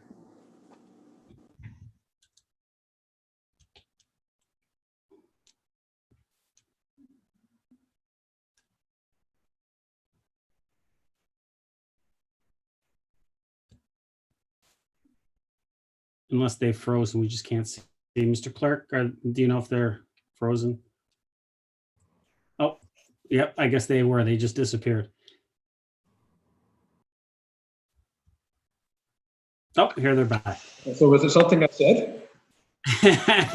No, you cut off. I think the last thing we heard, Jeff, there was when you were talking about 2020. You said 104,000, I believe that's, and then you cut off. Okay, thank you very much. The joys of Zoom calls, right? So we're looking, we're projecting a revenue from fundraising and other sources of about 13,000 to finish the year. This is 2020. Grant revenue of 104, and we received about 23,500 in emergency funding from federal sources. So we're projecting at this point that we'll probably break even on this year. For 2021, we're looking at a total revenue of about $125,000, so it's down substantially from previous years.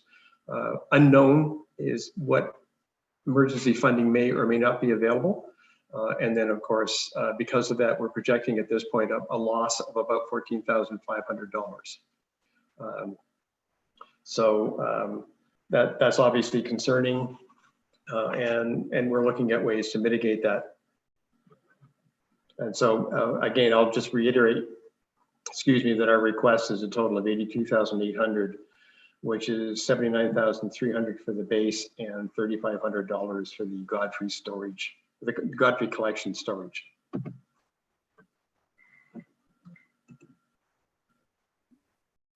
So as we move forward, we've been very cognizant of our necessity to show that we're doing all that we can to strengthen our financial position. So one of the avenues that we're going to explore is professional fundraising. We haven't done that before, and we think that there's an opportunity for us to look at a different way to raise some funds for the Aurora Historical Society.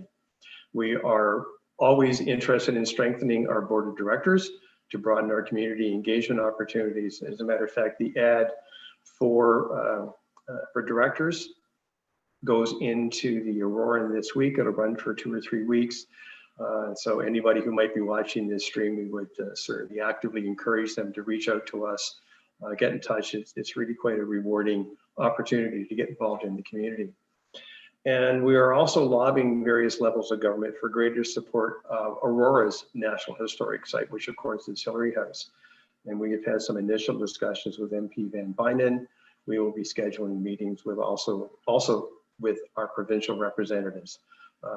And we've had discussions many times before. The Hillary House is in need of some serious work, and that just takes a lot of money. So we're looking at ways that we can bring some effort to bear to increase those revenues coming to our organization.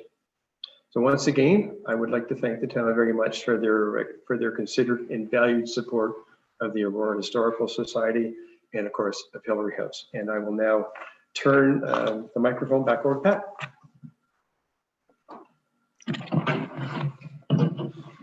Thank you, Jeff.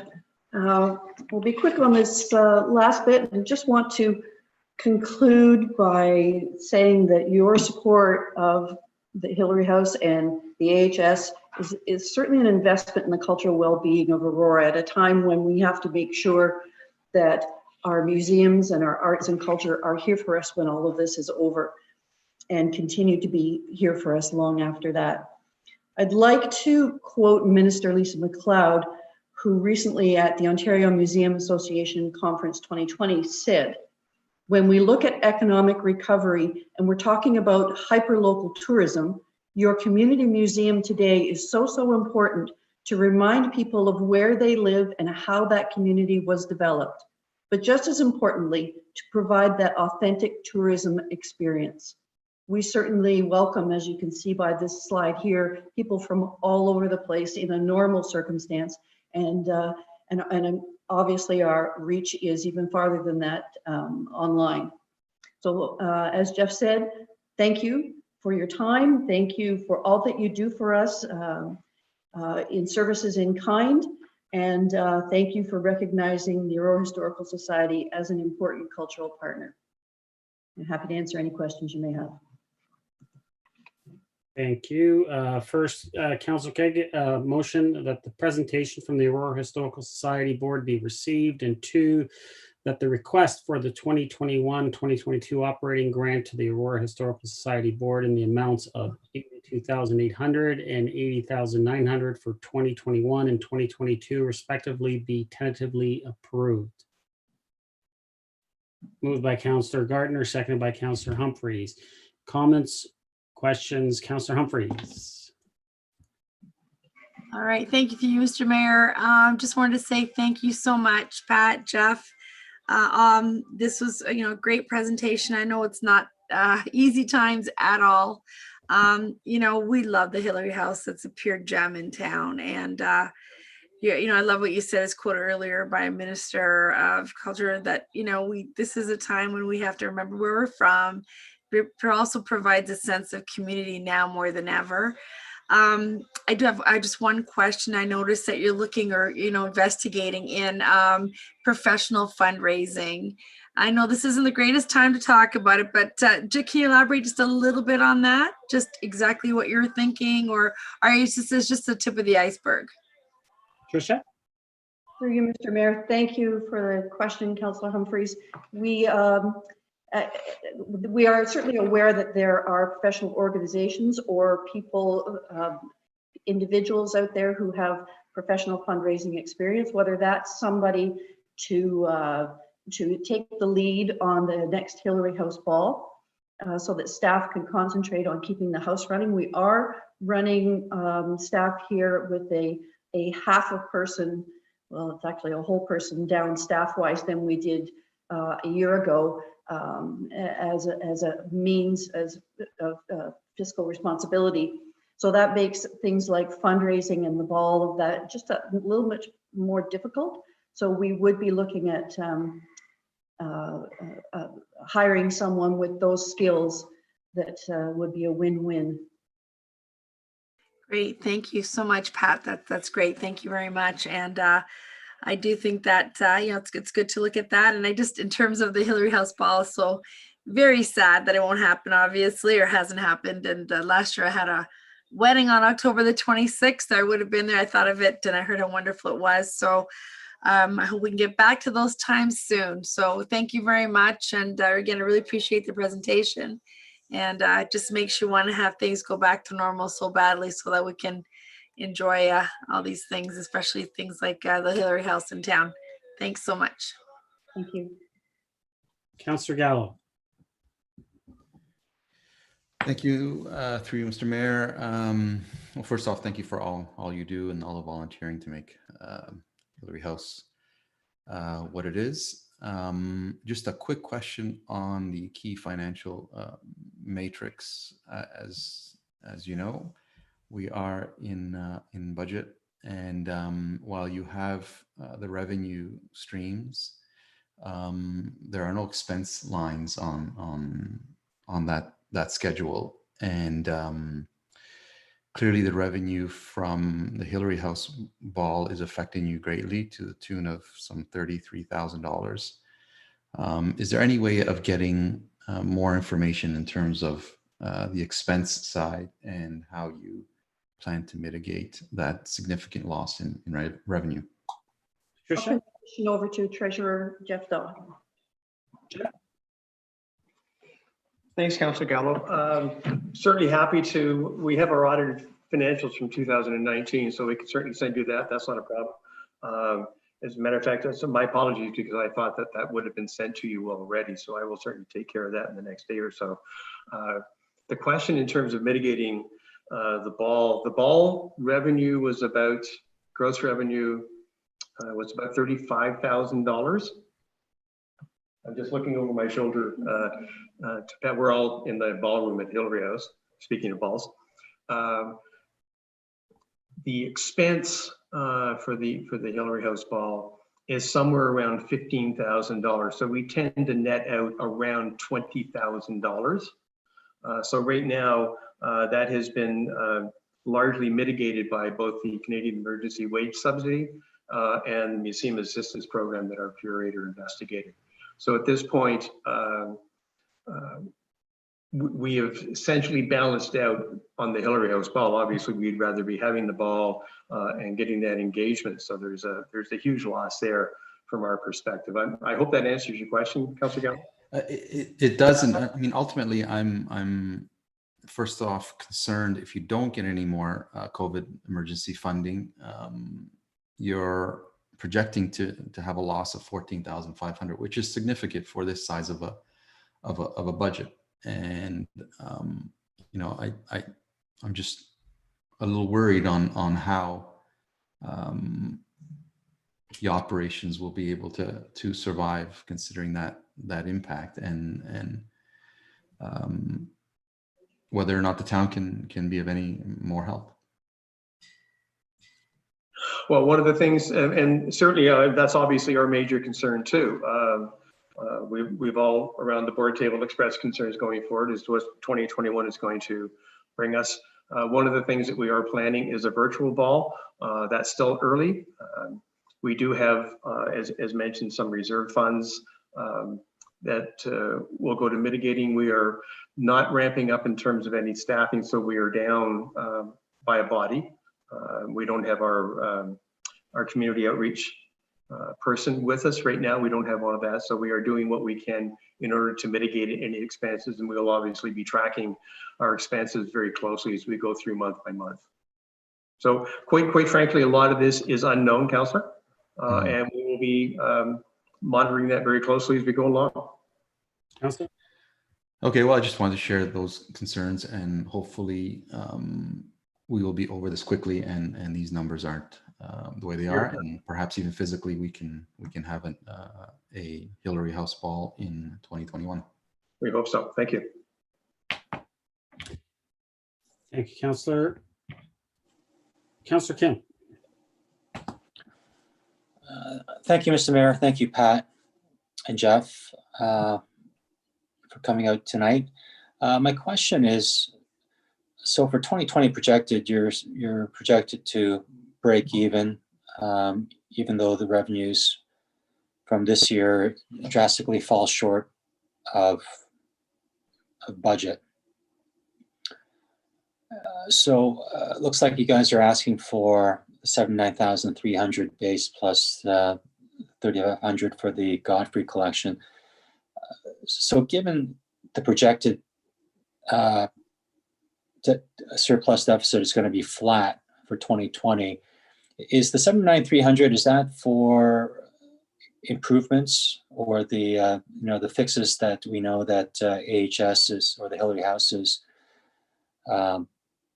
should be undergoing? Is that what the base funding is for, or is that for something else? Because all the numbers seem to, the 2021 forecasts and the projected for 2020, they seem to kind of be approximately similar. So I'm just wondering what the 79,300 is exactly for. Thank you, Councillor Kim. Through you, Mr. Mayor, pardon me. The 79,000, not 7,900, please. That will really put a wrench in our spokes.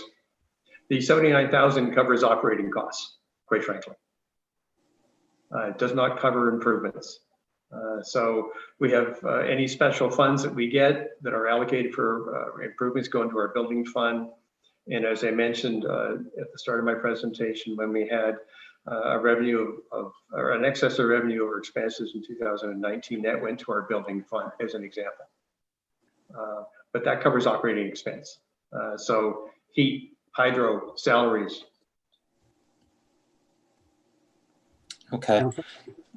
Well, in 2019, you guys had roughly about 170,000 for your budget, and the 2020 forecast projected for 2020 is roughly about 140. So there's about a $30,000 difference, and you guys were able to cover operating costs in 2019.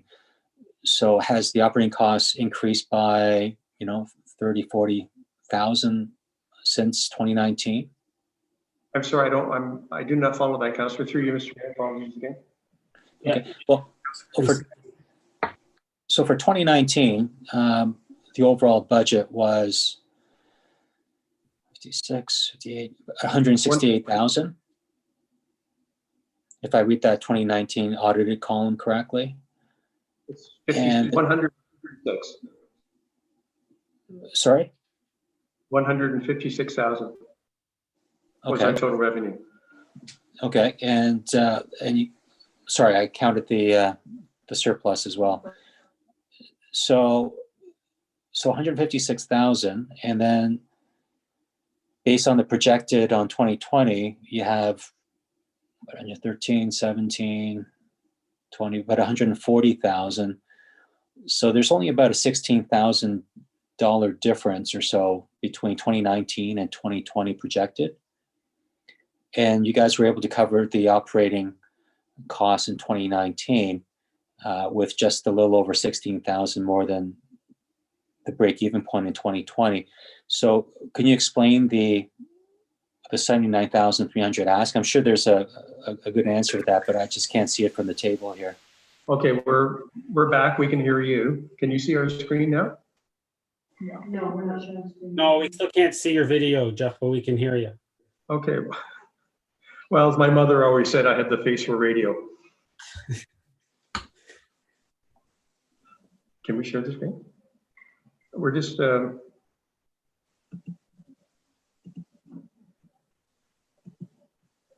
Yep, screen's back up.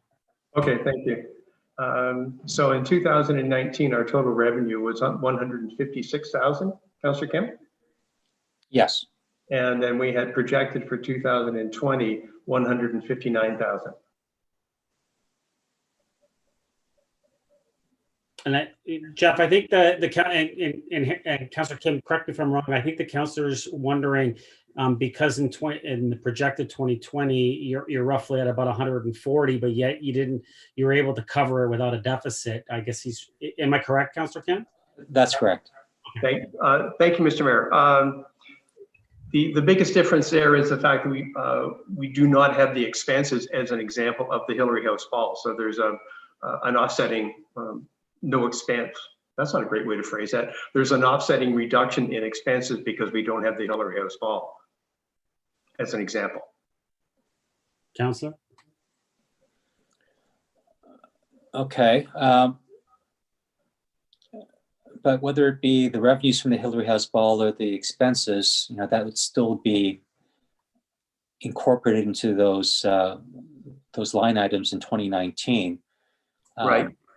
So, I mean, the net difference is not 79,000. And so I guess that's where, my question is in terms of why is the ask so high in terms of 79.3 if you were able to make do with 156 in 2019 and the projected is about 140.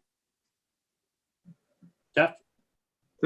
I'm afraid I'm not quite understanding your question, Councillor Kim. The 79.3 is part of the $104,000 of grant revenue. I guess maybe if you could, what was the amount that the town provided in funding for 2019? You have that number? I think that might help. It was about the total, and I'm sorry, I don't have that in front of me. I'm doing that from memory, but the total was about $80,000, which would included the base number plus $3,500, excuse me, for the storage of the Godfrey collection. So we're roughly about an extra, you're asking, the extra ask is for about a $2,000, roughly around $2,000. Correct. That's correct. Okay. And those are the numbers that were supplied to us from your Treasury Department. Okay. Councillor Kent, does that help? Okay, so the 79.3 and all that, that's part of the grant revenue, that row. That is correct. I'm sorry. And Okay. we're just following the chart that we had last year, but we'll make a note and bring a little more granularity to our presentation for next year. Okay, thank you. So it's really nothing's changed from the previous years then in terms of the ask. Okay, thank you very much. Thank you. And my apologies for not making that clear. No worries. Councillor Gardner. Thank you. I think this is probably a question to Pat as she raised it, or to Jeff. I'm here. Hi. And also thank you all for all your work. This is not an easy task. The structural work that needs to be done, that you're going to hire somebody to reevaluate, where will you get the money to do that work? We have through you, Mr. Mayor, we have a dedicated building fund that has been building for some years, and it gets built a couple of thousand at a time as you have extra money. So currently there is I'm going to estimate about $68,000 in that account, and it by law cannot be used for operating funds and can only be used for restoration or capital improvements. So the architects, fortunately, most of their work was already done in that 2017 report. So it's not a matter of redoing the entire assessment. It's a matter of looking at what was assessed and seeing how much additional wear has happened in that 3 years since it was originally done, and then prioritizing those projects to which needs to be done first.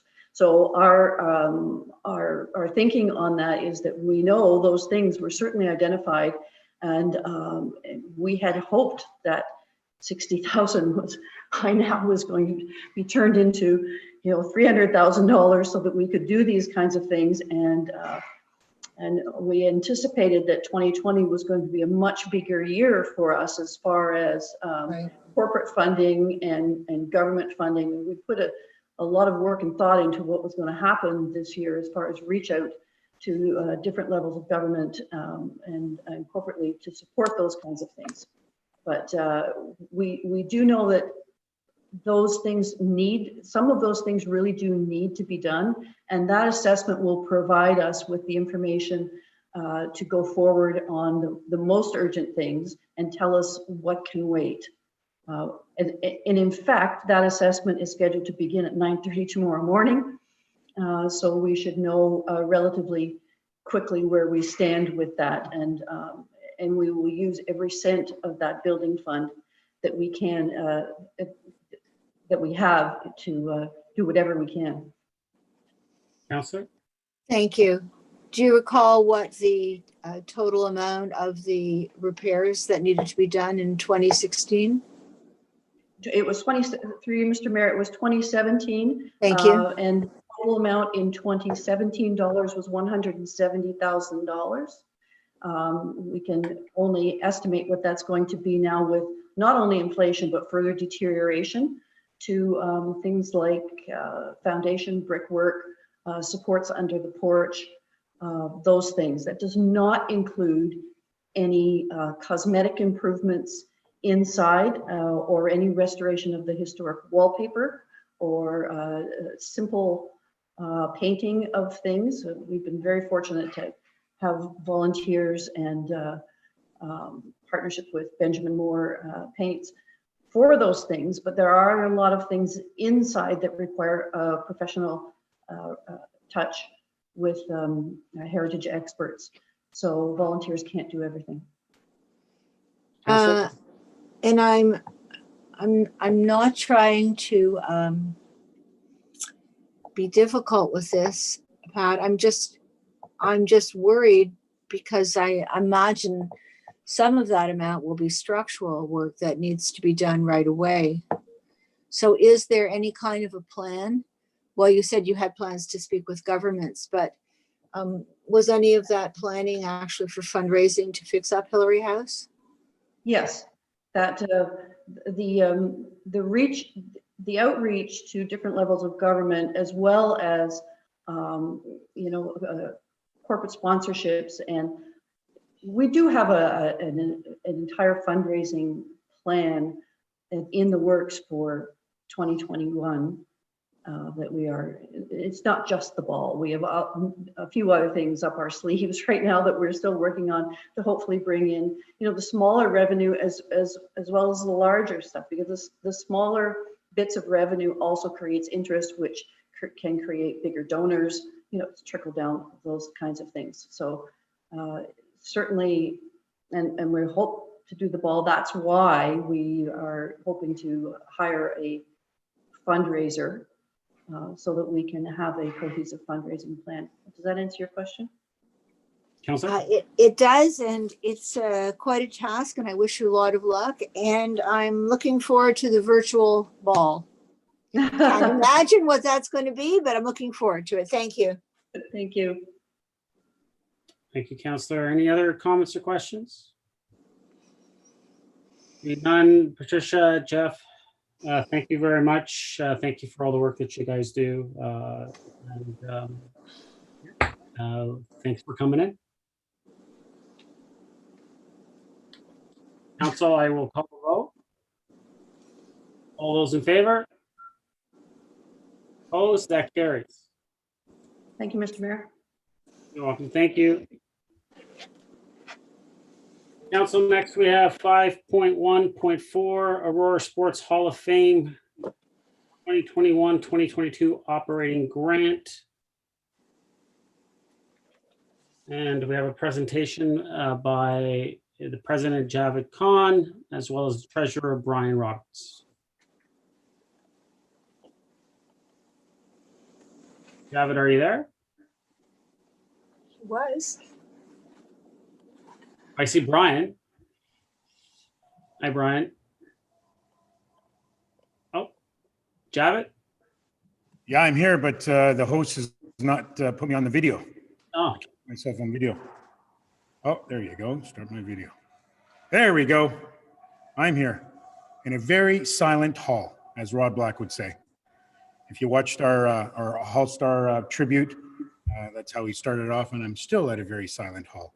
Thank you, everyone. Mr. Mayor and Town Council, thank you so much. I wanted to just share my screen so we can go to the presentation deck. There we go.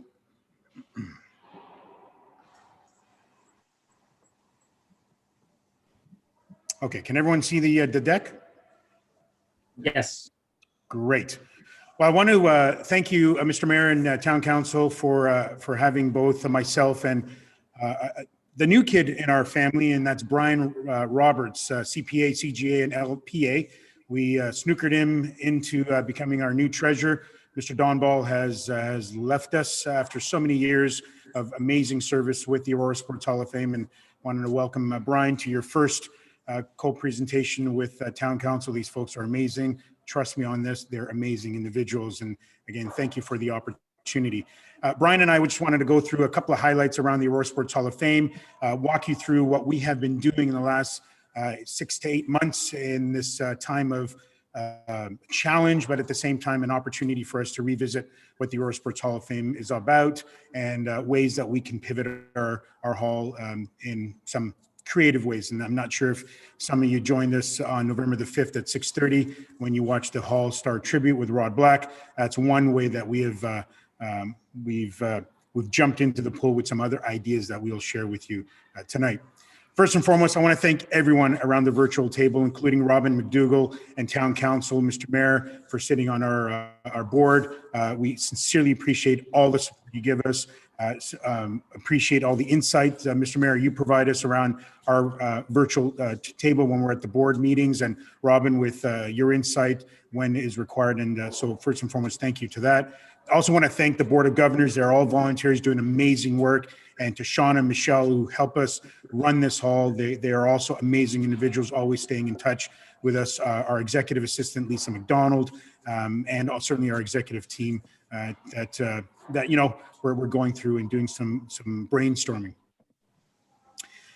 Just want to recap, the Aurora Sports Hall of Fame is really the celebration of sport in our community, but it's not only sport, but it's also a celebration of excellence. And we are really, truly dedicated to the recognition of and the importance of how and what sport assumes in our community as the fabric of our community. And we are very, very blessed to have the Aurora Sports Hall of Fame here at the SARC, where, you know, we get a lot of eyeballs in a usual night and a usual day and usual weekend. We would get a lot of people coming through this hall. But right now I'm in a very silent hall, but that doesn't mean people aren't aware that we are in the community. Just some highlights just to keep everyone sort of on the same page. We were started in 2013 by our friends at Sport Aurora, and specifically Ron Weiss and then our original location, as many of you know, was on the third floor at Aurora Town Hall. And from there, we then were moved over to the SARC, where we are presently. We currently have 33 honored members who proudly wear the green sweater, not the green jacket. It's even better. It's the green sweater. And so we have 33 honored members wearing that. Now, I'm going to just touch on one thing.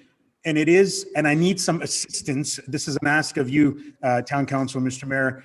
We do need more females in our hall. If you see behind me, you will notice there are only 3 female honored members. And I know that we have more than 3 female honored members that we can go into our community and become honored members who are sitting behind me. We have 33 right now who are wearing the green sweaters. As you all know, you may have received the communication way earlier this year that our celebration induction dinner was not going to be. As a matter of fact, every year it's consistently sold out. But this year we did have to pause, and we'll talk a little bit about what that impact had, not only in our budget, but what it had with the Aurora Sports Hall of Fame. We are a cultural partner and a recognized cultural partner with the town of Aurora, and always excited to be part of around the mayor's cultural table. And then we are also considered a charitable organization. We do have the ability to give out charitable receipts. And for that reason, we are right now talking about different ideas to leverage our charitable organization status. Class of 2019, we had an amazing celebration induction dinner. As usual at the St. Andrews College, it was sold out.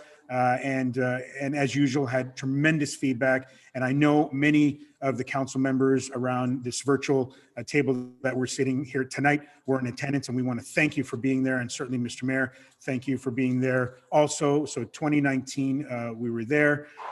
For that reason, you know, we have started the last month or so, and we're going to start ramping up our PR and promotion of the 2021 nominations. They are now open. All you have to do is go to aurorashof.ca, and you just follow the link to the nomination process. And you have until March the 26th, 2021. So for those folks who are watching me live on YouTube, please, if you have someone that you know of in our community who you really believe can be one of those honored members wearing a green sweater and then be presented like they are behind me, especially female athletes or builders, please go to aurorashof.ca. We're looking for nominations. We're looking for nominees. And you've got till March the 26th, 2021. There's an opportunity to download the application, but then there's also an opportunity to create a package to then send into our committee.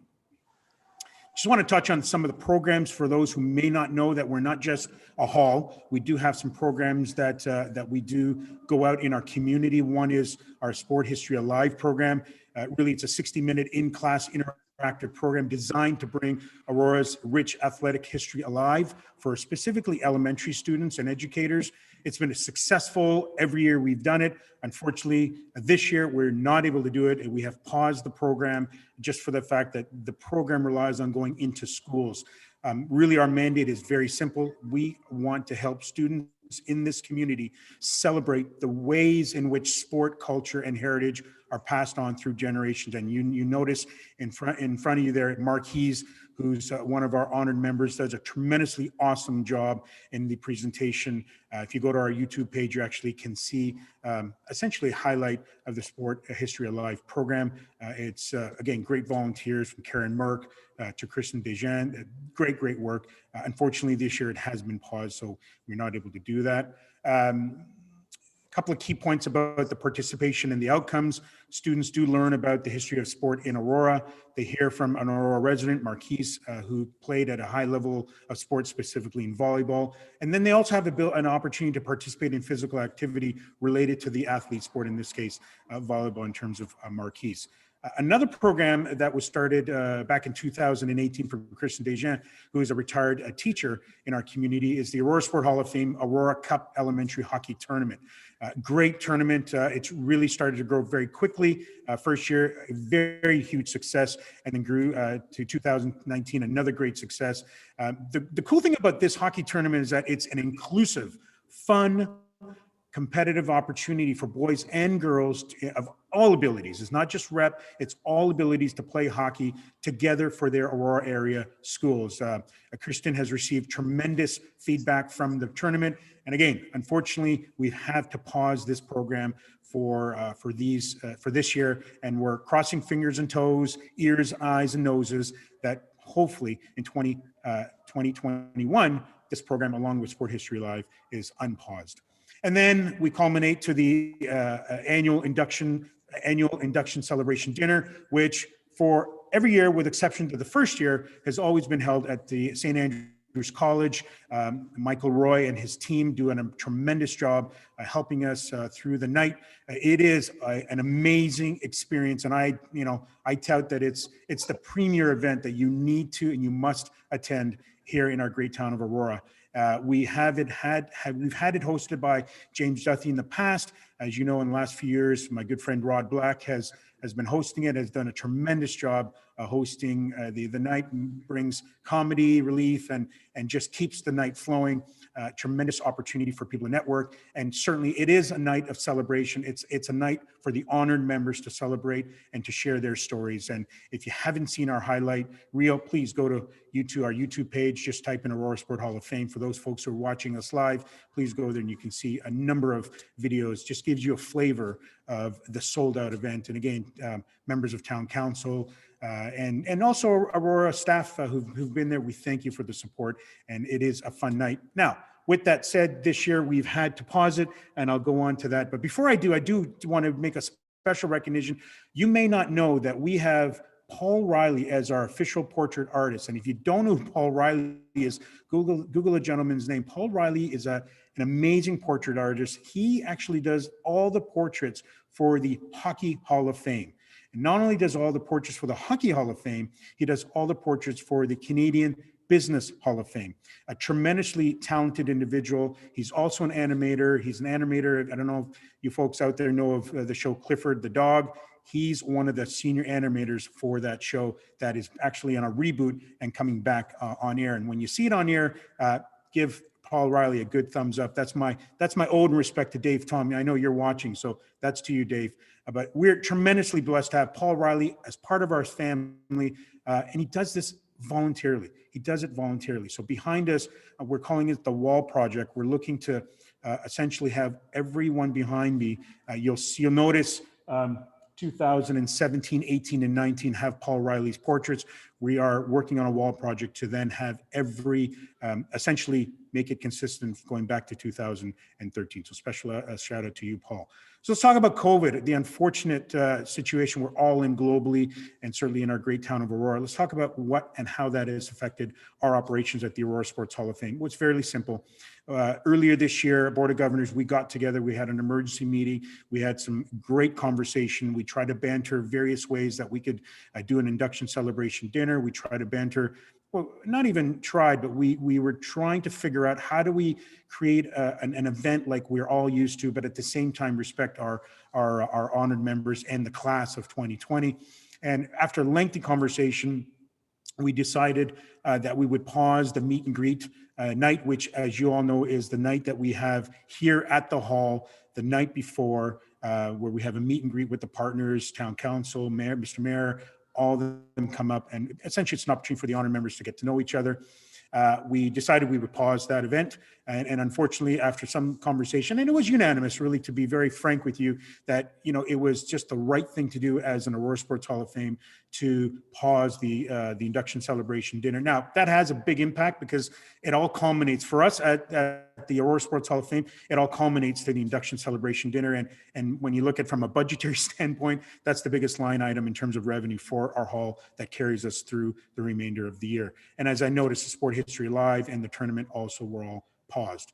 Our nominations committee at the same time did come to us and did recommend, and we had a conversation on this around the virtual Board of Governors table, that they would not announce the 2020 class.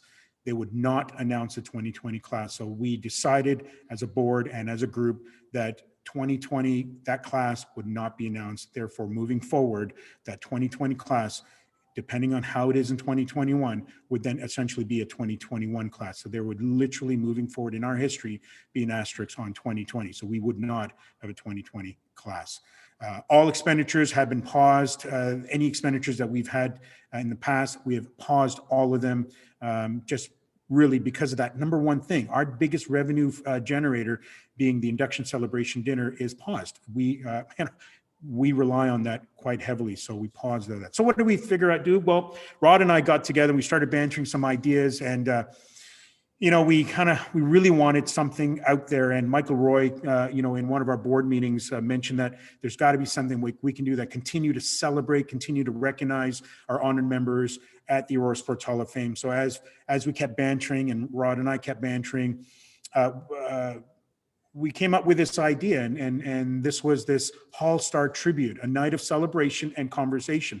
And really that's what it is and was. And folks, if you want to watch this, just type in aurorashof.ca/Hall Star Tribute. Click there, you'll go to a registration page, type in your information, very simple stuff we're looking for, and you'll automatically get the now pre-recorded show. It's a 57-minute show. It literally has been all highly produced by Rod and his team, some of his team over at TSN, and literally it's ready to go on TV. So I strongly recommend you watch it. It's amazing. It was 3 different segments. We piped in David Moreland, the fourth, directly from Orlando, while he was at his golf course in Orlando, talking about, some of essentially the whole show was around some specific honored members and sharing their insights and stories and their emotions of not only being an Aurora resident, but being an honored member of the Aurora Sports Hall of Fame. Just fabulous conversations that Rod had with David Moreland IV. Great conversation that Rod also had with Brian and Karen Stemmel. As you know, they both are brother and sister, both in the skiing world, athletes as honored members. And as you can see, they were proudly wearing their green sweaters. Amazing conversation that they had. They talked about what they were doing and how they're coping in COVID. And then they talked about how proud they are of being not only an Aurora resident, but also being part of that Aurora Sport Hall of Fame. Some tremendous conversation there. And then we topped it off with a hot stove that Rod did with the 3 mics. I think this was amazing. I watched this segment, God knows how many times. I was in awe watching this live with Rod and Mike Kitchen and Mike Murphy and Mike Palmetier, who is, by the way, back in our great town of Aurora. Great content and great conversations that the 3 mics had with Rod So I strongly recommend for those folks who are watching this live, go to aurorashof.ca/Hall Star Tribute. And when you click on that, you'll go right to the registration page and you'll have the ability to watch the pre-recorded show. So that's one thing that we started to really start to generate some awareness. This week and next week, you'll start seeing in our social feeds some snippets from the show just to generate some further attention to drive people to register and get the pre-recorded video coming right into their inbox. But that's also what I've been doing. And thank you to John Furman and his team, and Jessica, for helping me get a permit to come to the hall at least once, sometimes twice a week. And I'm pre-recording this new show we're going to be launching. We're now, we've probably about 7 or 8 segments already. It's called Inside the Aurora Sports Hall of Fame. And the whole premise of this show really is to give you an insight into conversations with not only the honored members, but with people who make up the Aurora Sports Hall of Fame. Everyone from Paul Riley, there's conversations with Courtney Cassidy, who's our event manager, who does the celebration dinner. We've had a great conversation with the founder, Ron Weiss, and then certainly there's other honored members I'm going to be having conversations with. So it's really an opportunity for that. And we're going to actually keep it going further, where we're going to start to have some Facebook Live conversations with potentially Mike Palmetier, some other honored members, to keep that buzz and awareness of our hall. And we're just here and we're fixated in this hall, and I'm literally now all by myself. Hopefully the lights will not be turned out, but here I am. So that's what we're doing. We're right now in the beginning stages of creating a sponsorship program to get people to sponsor. We've already recorded 8 or 9 segments. Don't know when we're going to launch it. Probably looking into January of 2021, but and the first one we're going to be kicking it off, which was a great conversation with Lowell McClenny, amazing individual. Learned a lot about Lowell, and so we're going to be launching that with him, and then who knows where it goes from there. Okay, let's talk about funding and the 2021-22 funding requirements. Literally, nothing has change that will have a big impact. One thing has changed. I know I provided this to Jason as a separate attachment, so I'm hoping you have it in front of you. One thing that has changed in a line item you will see is that we're calling it a special project due to the COVID situation. That's an extra $2,000 that we are asking for specifically in 2020, and that specific project was the Hall Star Tribute. That really was unplanned. It was done very, very on the fly, but we needed to get something going. Rod did it at no cost to him, but there is some post-production costs that we have incurred and that we're adding it, and we have added in to the line item that you see in front of you. Other than that, 2021 and 2022 remain the same in terms of funding requirement, and I know Brian's with us to add or any other insight or questions that are being asked. Other than that, that's really our story. We are trying as best as we can to keep our name out there. We're looking at a little different strategy moving forward, but all I can say is, we're very proud that the amount of recognition that we get from other Hall of Fame organizations is amazing. I'm having some great conversation with the gentleman who runs the Timmins Sport Heritage Hall of Fame. He's got an amazing initiative that he's created that I'm looking to recreate here with the Aurora Sports Hall of Fame. And I certainly want to thank again, Mr. Mayor, for your amazing insight and support. Great video, by the way. Thank you for doing that. That was amazing. What great way to start the show off. If you haven't seen it, folks, go and see Mr. Mayor. Did a great video to kick off the night, and we were in awe, Rod and I, when we got the video from you. So thank you for that, and clearly, Town Council, thank you for all your support. With that said, I know I have Brian with me also online. So if there's any questions you all have, please, I will stop my sharing of. Stop share. There we go. And back to you, Mr. Mayor. Thank you, Javed. Council, first, can you get a motion that the presentation from the Aurora Historical, wrong one. I apologize.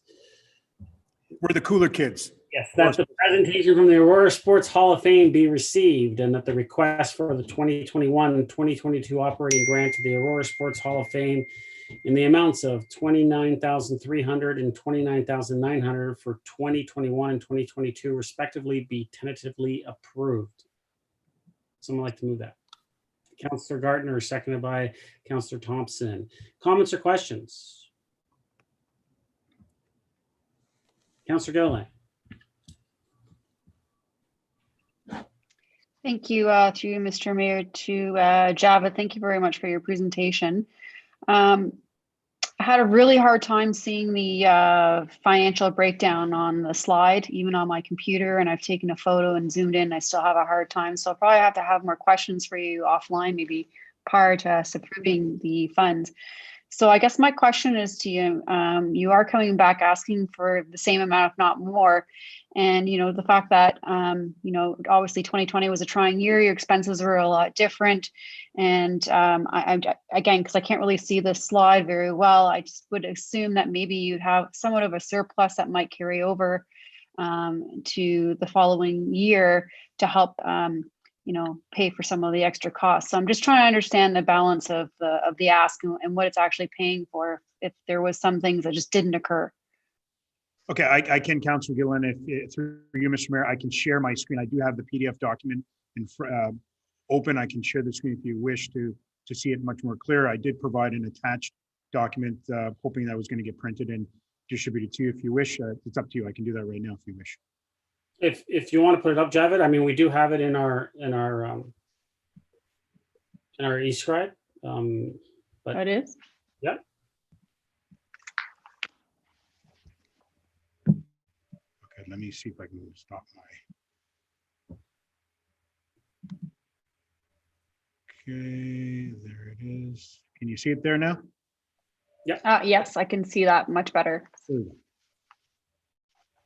So maybe you could just kind of take me through just real quick, so you're not watching me read it based on my questions. Right. So for 2020, you'll notice now there's an asterisk. The only additional ask, as you'll notice now, is the final line item, which is special project, really, which is the Hall Star tribute. That $2,000 cost, additional cost, is the post-production editing, a lot of editing time. Seeking a historical film. If you've seen the show, you'll see what we're talking about. So a lot of it was really, all of it really was post-production costs that were incurred that have already been paid in advance. So other than that, the other numbers really are there. Brian, I don't know if you want to chime in to add anything from your perspective. Yeah, thanks, Javid. So just to recap, just what has happened, we took 2020's budget and kind of chopped it down because we didn't have an induction dinner, and that is the source of pretty much all our fundraising. So what we're hoping to, when we unpause and come back in 2021, that everything remains the same and it comes back, and the ask is basically about a 2% increase over the years, just to make sure that we've covered off some additional costs, the increase in costs. Is there anything specific that you have a question on? 2021 goes back to just assuming we're back to normal operations. We're maybe a little optimistic, but hopefully that's where we end up. Councillor? Thank you. I mean, I guess another question I would have is, you know, there was a lot of granting assistance throughout COVID, and is there a line item here explaining any kind of grants that you might have received during this COVID time? Brian? So for this type of organization, we really didn't qualify for any of those grants that would have been out there for instance, loans or any staffing funding, because we didn't qualify in that size of organization. Councillor? Okay, thank you. Just looking forward, just for I get more of a comment, really. I mean, I'd like to think that everything will be back to normal in 2021, but I still am going to predict that, just based on today, that we need to be somewhat prudent moving forward, that it's not going to all come together exactly that we want, like nothing happened. And I guess the question I have is, like, if it was something that was status quo to kind of get you through what you think, you know, would happen, like in 2019 without that increase, is that going to really hinder the operations and the performance of the Sports Hall of Fame if it was status quo without that 2%? Brian? I think we could, well, we're just kind of basically putting a factor in there for additional costs. Obviously, we're going to have to, if we do have to go back to kind of shaving the budget down like we did in 2020, we'll, the 2%, you know, it's a small factor, but it could play an important role for some extra costs that we can't foresee right now. Councillor? Thank you. Councillor Kim?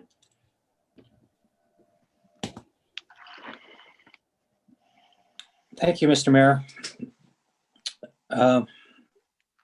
Thank you both for presenting tonight.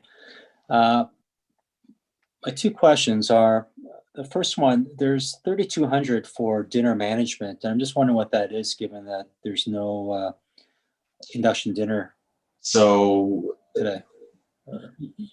yeah, so that's what that is there was an additional charge because we had already started the process. Usually the dinner starts like the process starts about now, and part of the costs were already incurred, so we couldn't actually back away from that part of the contract. Yeah, Okay. the first, yes, so just add, since Brian, just add to that, our dinner, when we start the induction celebration dinner event management, so ideally, we would start the program for 2021, like beginning to middle of October. We have a dinner committee, and that is run, actually it's led by our event manager, Courtney Cassidy.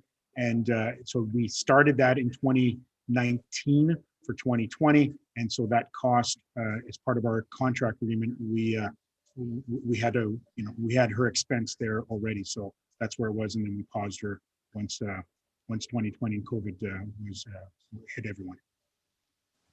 Okay, great, thank you. And my final question is regarding the post-production costs. Did you say, Javed, that is going towards TSN because it was their team that managed the post-production? It's specifically going towards Rod Black and one of his editors. I see. Okay, thank you. Thank you. Any other comments or questions? Seeing none. Javed, Brian, thanks very much. Javed, excellent job on the Hull Star tribute, and Rod Black, everyone did an excellent job. You're right. If anyone has not watched it, please do yourself a favor and watch it. It's excellent tribute program. So thank you very much for all the work that you guys do. And I'll say it, and I know we've all said it. I know former Mayor Dodd also said it. We probably have one of the best sports Hall of Fames around. So thank you for everything that you guys do. No, I appreciate it. And thank you, Mr. Mayor, for that video. And yeah, absolutely do watch the show. Thank you, gentlemen. Council, I will call the vote. All those in favor? Opposed? That carries. Thank you very much, gentlemen. Thank you. Have a good night. You as well. Thank you. Council will move to 5.2, new capital budget framework. Ms. Wainwright Van Kessel. Hi, good evening, Mr. Mayor, members of council. I'm just sharing my screen.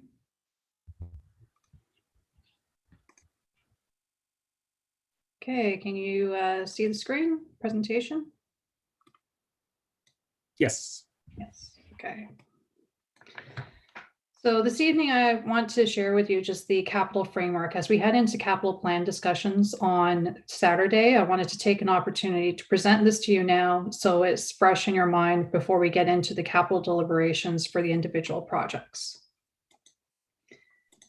So the capital plan this year looks very different. It provides a very comprehensive and complete picture of the capital plan.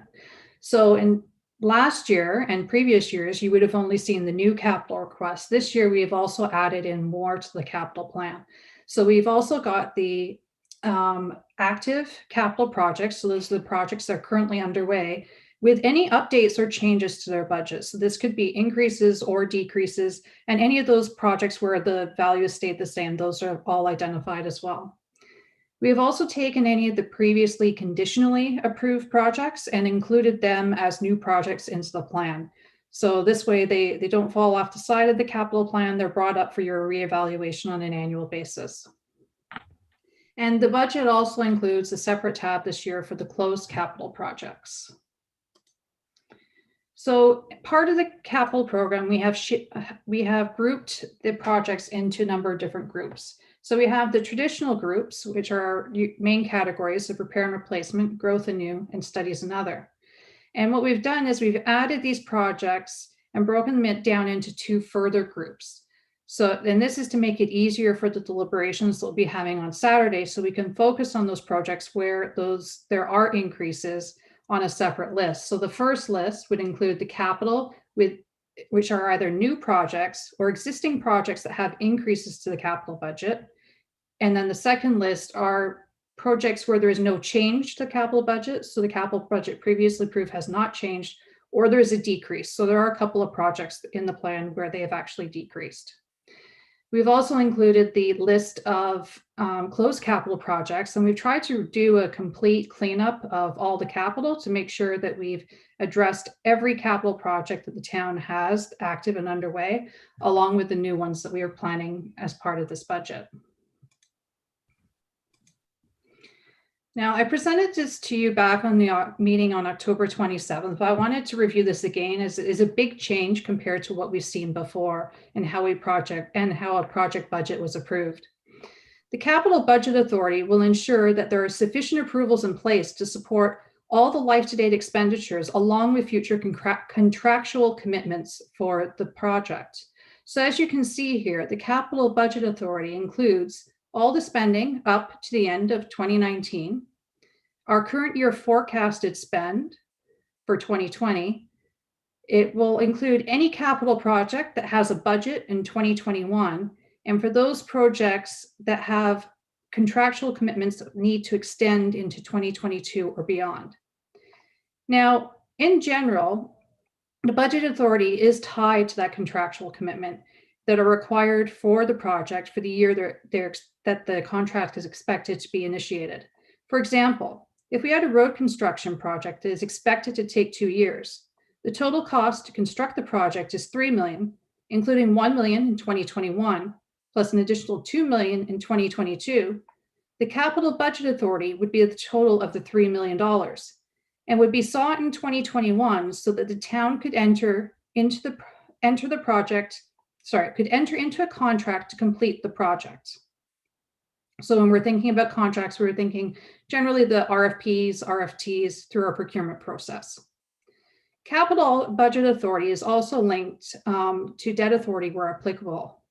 So if a project is proposed to have debt financing to support its funding, then the Debt Authority would be sought at the same time as the Capital Authority because it would be part of the overall funding and financing strategy for that project.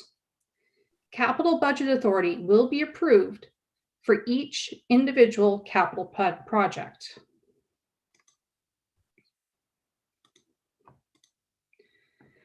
So when we look at 2021, we are proposing Capital Budget Authority of a total of $189,690,600. So what we've started with is our previously approved budget. So those are all the active capital projects that have council approval. We started with those, and then we are looking for a change or an increase to the overall capital plan of $26.2 million. The part of the chart on the right shows you our planned spending timing for those capital projects. So part of it is $39 million that has already been spent. We've got almost $38 million that is planned to be spent this year, and $85.7 million that's planned to be spent in 2021. The remaining $27 million is planned to be spent in 2022 or future years. Now, as you know, one of the big reasons for the high amount of spend in 2021 is we've got a couple of major capital projects on the go, which include the fire station and also Library Square.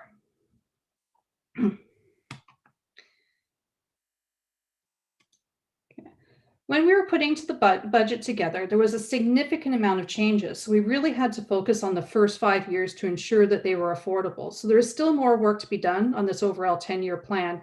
And we plan to start working on that after this budget is complete. So we have a better picture for the whole 10 years in the 2022 plan.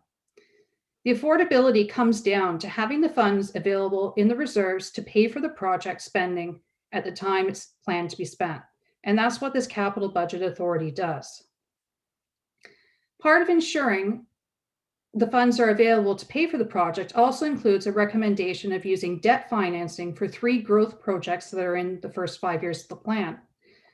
which will benefit from growth in the community now and in future years. So this is basically speaking to some of that post-period benefits. So the growth that will happen outside of the current DC bylaws. So this is beyond 2024. The repair and replacement prioritization had, so we had to prioritize our capital projects to be able to fit within our reserve requirements. For repair and replacement prioritization, we use the asset management plans. For the growth anew and studies and other projects, we had to take a bit of a different approach because these projects compete for a lot of the same funding sources. So our corporate management team worked together to prioritize capital projects, looking at not only the funding available, but also the resources and staffing available to make sure that the projects could be delivered on the timing that's presented within the plan. This was very important and as we move forward to develop our future fiscal strategy and also for the town's reserve management.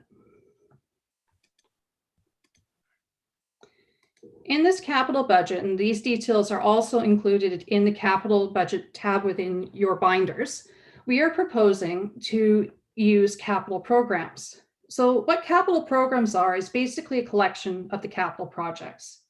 They do help improve delivery of capital projects because it cuts down on some of the timing for maybe having to adjust when one project is underspent versus another is overspent to be able to balance the funding between them. It makes it a more effective tool for managing capital overall. And what we are suggesting is we only look at the repair and replacement projects at this time, because these projects are based on asset management plans. And as I'm sure council wants to be in the consideration for any growth or studies and other projects as we move forward with those. So we are proposing 4 capital programs as part of this budget. The first one in community services for facilities repair and replacement. The second in operations for fleet repair and replacement, and the other 2 are part of planning and development services for roads repair and replacement and storm sewer repair and replacement. Now, these capital programs come with a clear set of rules. So as mentioned earlier, we'll be approving capital budget authority by each individual capital project. So we have to make sure that when we're looking at these programs, this is just the sum of the total projects within that program.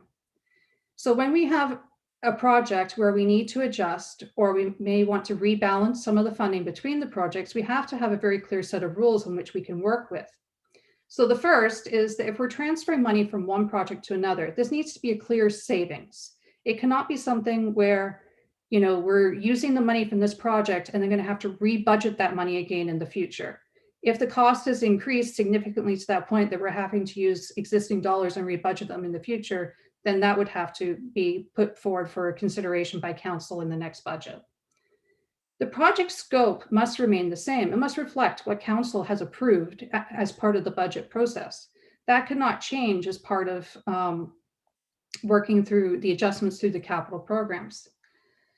One other key part is the capital projects have to have the same funding sources. And again, that's part of why we've looked at the R&R, the repair and replacement projects, because within those 4 groups of repair and replacement projects, the projects within those programs have very similar funding sources, which makes it easier to manage between projects. And the capital program as well as must not exceed its capital budget authority for the whole program or the planned capital spending for 2021.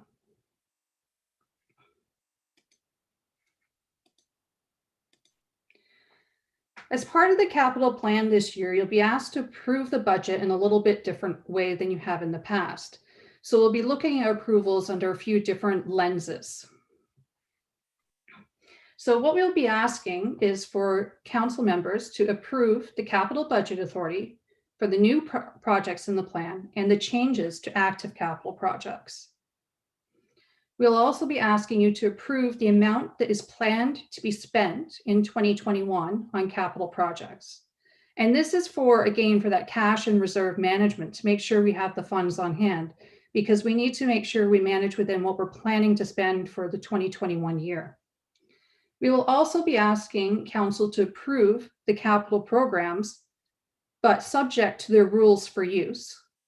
And we will also be asking for the approval for the debt authority for specific projects for those that are seeking capital budget authority in this year.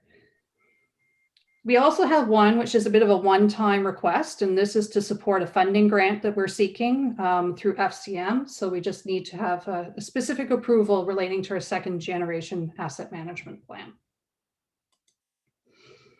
So after all of this is done, the capital program budget this year has included a significant amount more analysis than what it has in the past relating to reserve management and the timing of the spending. So we need to make sure that we manage our in-year approvals very carefully. So when in-year changes come, ideally they should have an offset from a similarly funded approved project. Increases without an offset should be referred to the next budget process if possible, if the timing will allow for it. Otherwise, we will need to make sure that we have more complete funding strategy and also look at the reserve impact as part of the approval of that project. So that will be what we'll be looking at towards next year as we start, if we have any interim projects. So overall, ideally, any new capital projects should be inserted into the 10-year plan as soon as they are known. Okay. So thank you, members of council. That is my presentation. Thank you, Ms. Mayor Van Kessel. Council, can I get a motion that report number FIN 20-025 be received for information? Humphrey, seconded by Councillor Kim.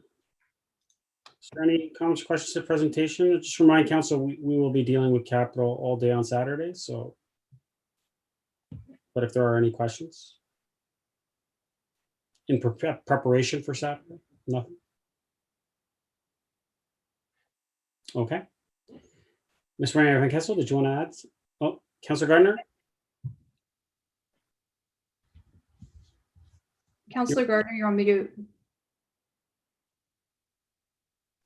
Thank you. I think it was in the third slide, you mentioned the word flexibility. Is that with respect to rebalancing projects? Ms. Mayor Van Kessel? Actually, I don't know what it means. Can you tell me what you meant by flexibility? Through you, Mr. Mayor, are you speaking about the capital programs? Yes. Okay. So the capital programs, what they do is when we have these group of capital projects, so for instance, for facilities projects, we'll have a number of items that are all paid for through the repair and replacement reserve for facilities. But there's often times where we're trying to estimate the cost of things, and we may say, okay, we're estimating the cost of a roof replacement or an HVAC system, and we could be off a little bit in either direction. So because when we don't know exactly how much something is going to cost until we actually get the tender back. So what flexibility this does is within the program, if you have savings from one project, it can then be used to pay for the overage in another. But the key thing is making sure that the projects still respect the scope of the projects and their true savings. Is this something that council will know when you do budget the next year? Ms. Mayor Van Kessel? Through you, Mr. Mayor, we will be doing some new type of reporting next year relating to capital. It'll look very much like the way we report on operating budget. So we'll be doing a forecast at the end of the year. And this will indicate whenever we have any of these capital projects where they're over and under within the programs. So we'll be able to identify them at that point in time to keep council up to date as we move through the capital plan. Thank you. And will there also be a reasoning of why something was over or under? Ms. Mayor Van Kessel? Through you, Mr. Mayor, yes. So we will have a reasoning as to why it's over and under, and we'll also be careful to make sure that we manage within the rules that are defined as part of the capital programs. Thank you. And that presumably will also be a learning exercise for staff when they're estimating, unless it's an unusual experience. Ms. Mayor Van Kessel? Through you, Mr. Mayor, yes, it'll be a bit of a learning experience for staff as they start to work with capital programs. When I was at the region, we implemented something very similar back in, I think it was around 2014. So it was a bit of a learning experience on how to manage capital programs overall, but there was frequent reporting as part of the in-year reporting process which worked well because it kept council abreast of what was changing within those capital programs. It Counselor? sounds great. Thank you very much. Thank you, Counselor. Counselor Gallo. Thank you. Just on that note, will there be a threshold in terms of the variance of specific projects that would trigger some type of communication to council, as opposed to just putting it all into one bucket? And if one is under and if 10 are under and one is significantly over, we just move ahead with it? Ms. Mary Van Kessel.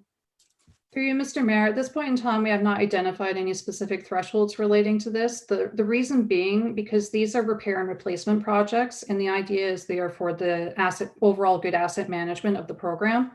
And also this way, we will be updating on a regular basis what the status is, but it is for that more effective management. And the big thing in managing this will be making sure that the new or the adjustment for particularly if the one project is over, that again, we're still staying within that original scope that council envisioned for the project. If overall for the program, there is not enough savings for that one project, then that project would either have to be deferred to the next budget cycle, or we'd have to look at coming with an in-year report and identifying savings in other projects and ways we could pay for. Counselor? Through you, when you say overall savings amongst all of the projects, is that what you mean? Ms. Mary Van Kessel.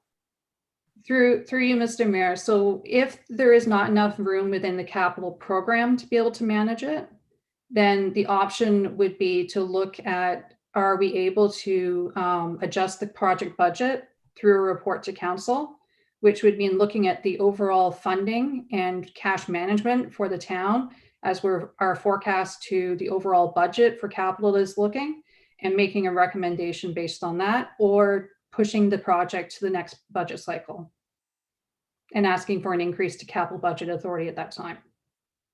Counselor? Okay, I guess we'll see how it goes, and on Saturday have a little more information. Thanks. Thank you. Counselor Kim. Thank you, Mr. Mayor. Thank you, Ms.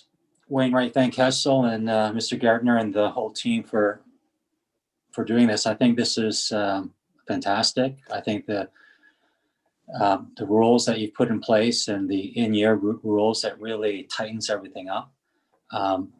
Reading about knowing the future cash flows, the reserve schedules.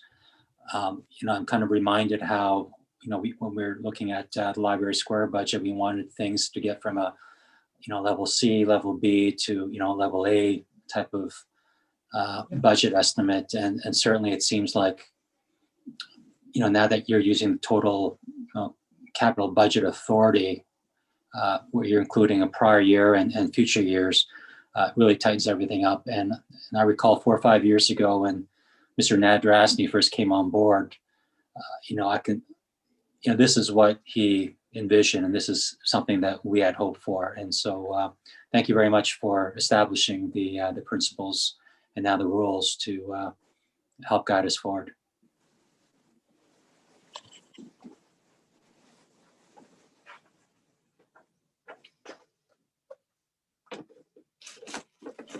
Councilor Gilliland.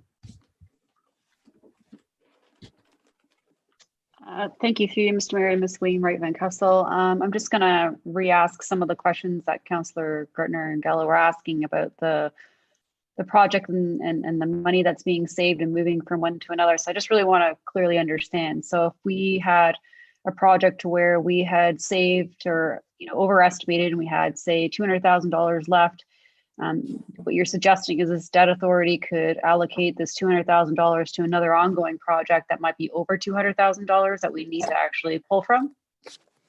Ms. Warner Van Kessel. Through you, Mr. Mayor. So a savings in that nature, especially a $200,000 savings, would likely be on a very large capital project. The only area where I could see something potentially swinging that large might be in the roads and the storm sewer group, because these are more major engineering projects, and they're projects that are multi-million dollars. So in the sense that they would still have to stay within their original program group, we would still be doing asset management overall. And these projects are more about the asset management. And that's why I did not recommend capital programs for growth projects, because I know council members really want to have the opportunity to weigh in on the importance of the growth projects as we move forward. But yes, so that we would be able to reallocate the money from one project to another. But I can't see $200,000 in savings on anything other than a road or a sewer project. Counselor? Right. I guess, I mean, when you're with the programs, I mean, this all, obviously it also includes growth and new projects that we build. Ms. Wainwright Van Kessel? Through you, Mr. Mayor, no, this does not, the capital programs are only for repair and replacement projects. So we're creating the 4 program groups for repair and replacement category projects only in fleet, facilities, roads, and storm sewer. Counselor? Okay, that makes it a little bit more clear for me. Okay, thanks. Any other comments or questions? Call the vote. All those in favor? Opposed? That carries. Thank you, Ms. Wainwright Van Kessel.